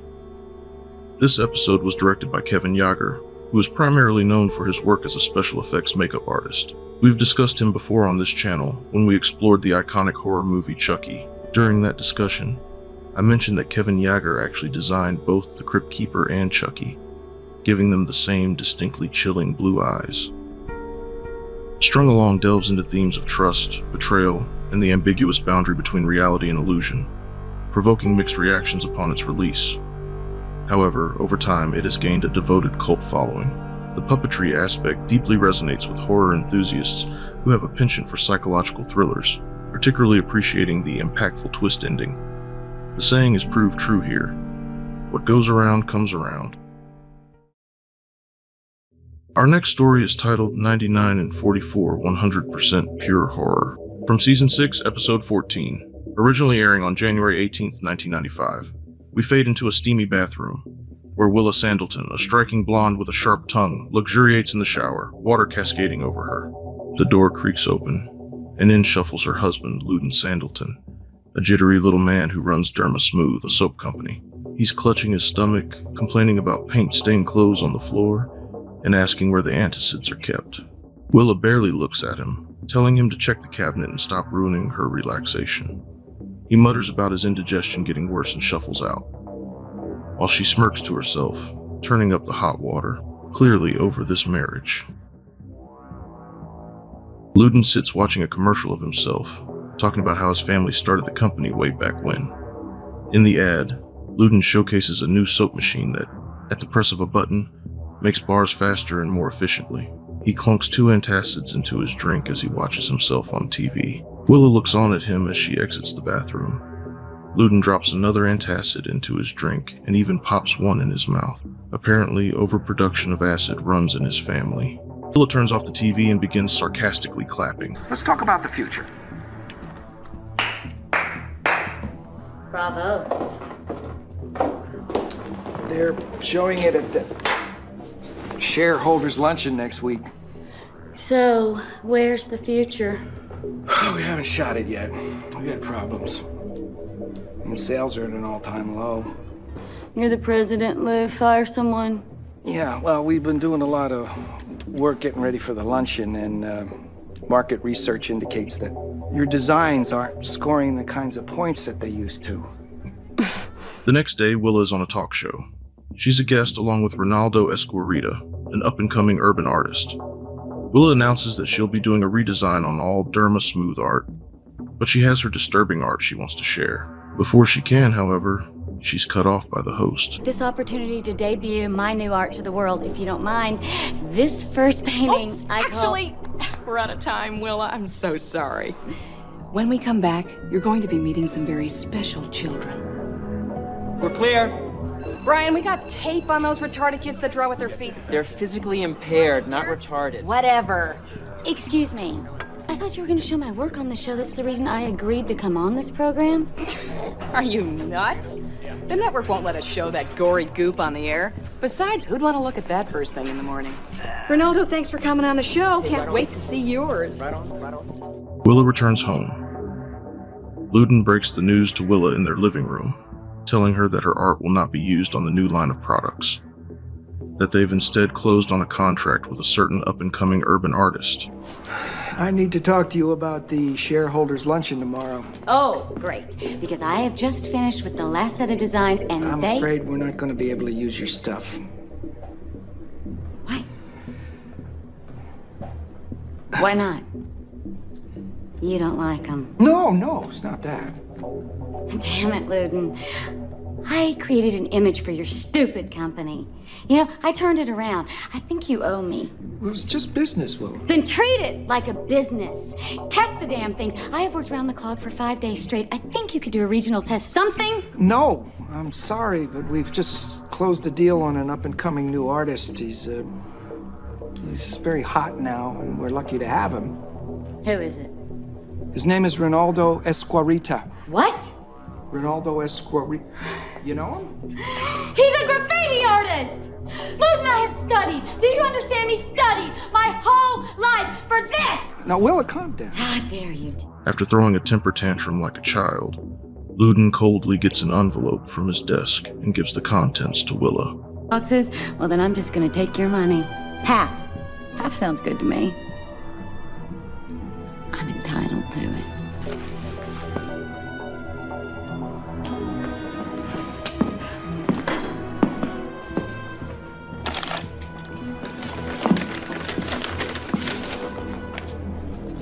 Sorry, it's come to this.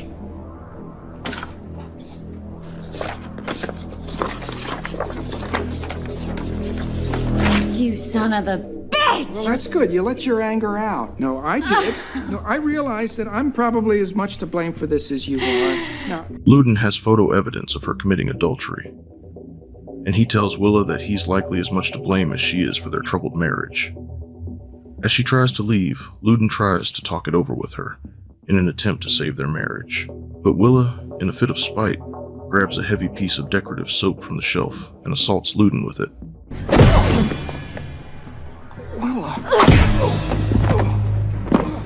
Sorry, Lou. She got me on a bad day. Caught off guard and dazed, he crumples to the floor, and she coldly continues to bring down blows, sealing his fate. Just as the deadly assault ends, the door buzzes. It's her side piece, wanting to come in and play another game of hide the snake. Willa, now with a dead body to dispose of, forcefully tells him to go away. However, her side piece is really insistent. Noticing that he's coming up no matter what she says, she rolls Loudon up in a carpet. As she tries to push the rolled up body, she realizes it's too heavy. So, she tricks her side piece into a game of accomplice instead. Man, this stuff's looking realer every day. It's a mixed media, at least. It's a gift for Loudon. Now beat it. Hey, wait a second. promise me. Willa! Said scram. After driving to the Dermasmooth factory, Willa has a surprise waiting for her in the back seat.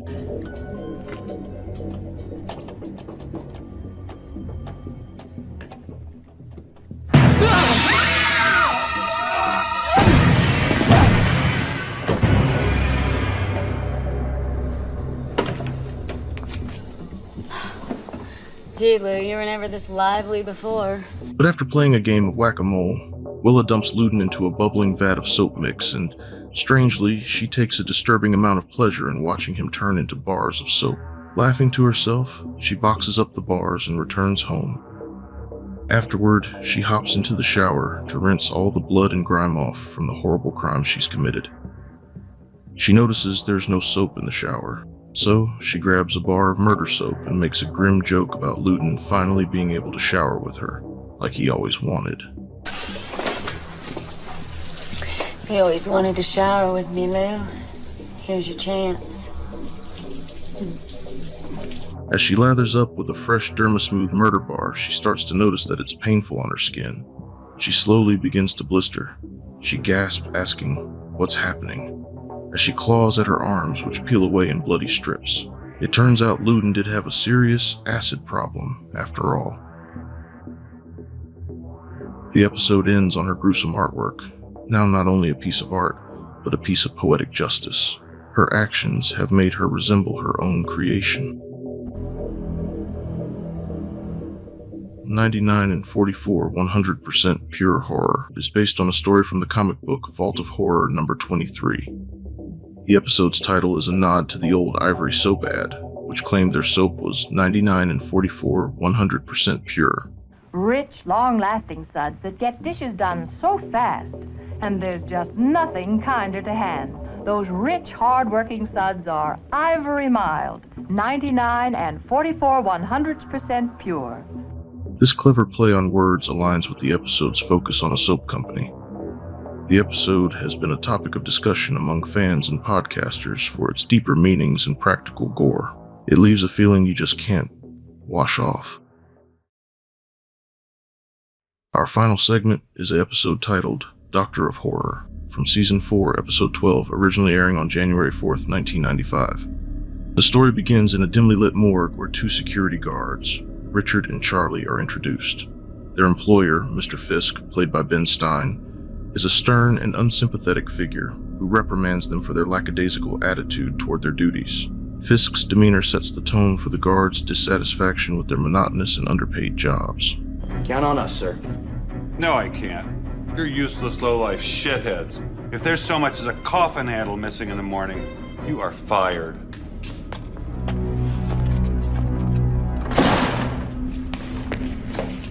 Son of a bitch, who do you think you're talking to? Put his stupid ass on a slab. As the night progresses, Richard and Charlie's routine is disrupted when they encounter Dr. Orloff attempting to steal a corpse from the morgue. Hey! Hey! Dr. Orloff is an eccentric scientist obsessed with the notion that the human soul resides within the pineal gland, and he believes he can extract it from the recently deceased. Caught in the act, Orloff offers the guards $500 each to assist him in his unorthodox experiments. Despite initial reservations, the allure of easy money convinces Richard and Charlie to accept the offer. The trio transports the cadaver to Orloff's makeshift laboratory, a grim setting filled with medical paraphernalia and a freezer stocked with previous failed attempts. Orloff's obsession with locating the soul leads him to perform gruesome dissections, all in vain. Recognizing an opportunity for financial gain, Richard proposes a more sinister plan, to provide Orloff with fresher specimens by targeting the living. Charlie, though hesitant and morally conflicted, is swayed by Richard's persuasive arguments and the promise of substantial rewards. Emboldened by greed, Richard and Charlie embark on a killing spree, luring unsuspecting victims under the guise of offering assistance. Each subsequent murder deepens the guards' descent into depravity, with Richard displaying increasing ruthlessness and Charlie grappling with his waning conscience. Charlie's internal struggle reaches a climax when he decides to withdraw from their murderous pact, unable to reconcile his actions with his conscience. Viewing Charlie's change of heart as a liability, Richard deceitfully leads him to Orloff's lab under the pretense of discussing their future endeavors. There, Richard betrays Charlie, rendering him unconscious and presenting him to Orloff as the next experimental subject. Charlie. I knew you were gonna do something stupid like that. That's why you're drinking ether. Whew. Still alive. Just like you wanted. You gonna cut him up? Just the usual incision. Oh, don't be so disappointed. Once I remove the gland, you can cut to your heart's content. Orloff proceeds with the dissection, fixated on extracting the elusive soul from Charlie. Extraordinary. The better the soul, the stronger the light. I must preserve this immediately.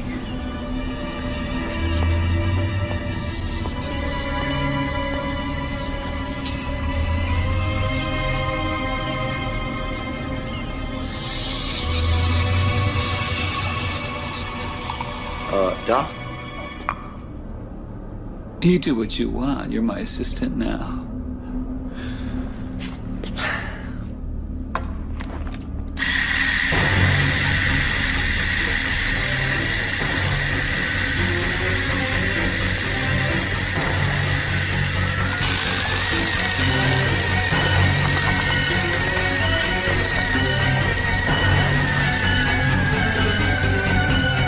In a disturbing twist, Charlie is reanimated post-mortem, now devoid of his soul and humanity. Transformed into a vengeful entity, he confronts Richard and Orloff, seeking retribution for their betrayal.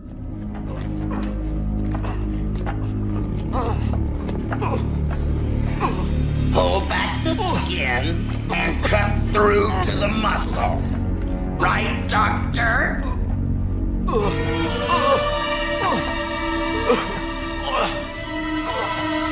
Charlie, no! Charlie, what are you doing, man? Come on! Not much. I'm just going to play God. I'm gonna steal your soul, Richard. Oh, no! Charlie, come on! You don't want to hurt me. Come on, you're good. On the contrary, Richard. I was good. You stole my soul, remember? Charlie, no! Charlie, no!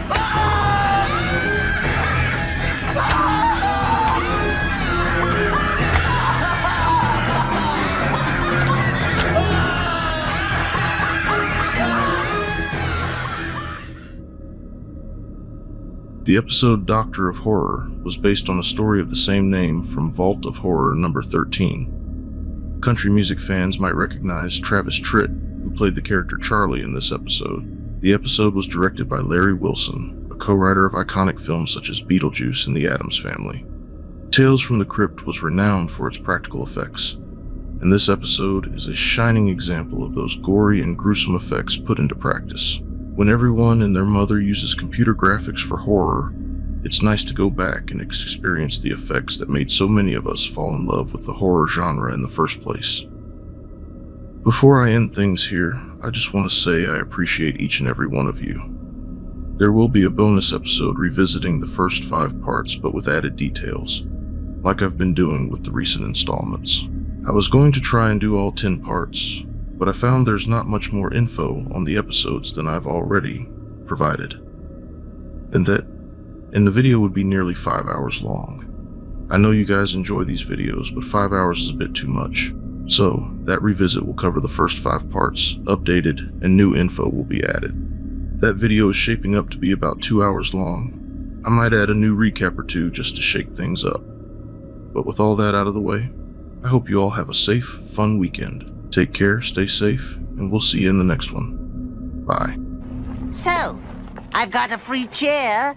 How about a little trim? I promise I won't take off too much. Shave and a haircut, 2 bits,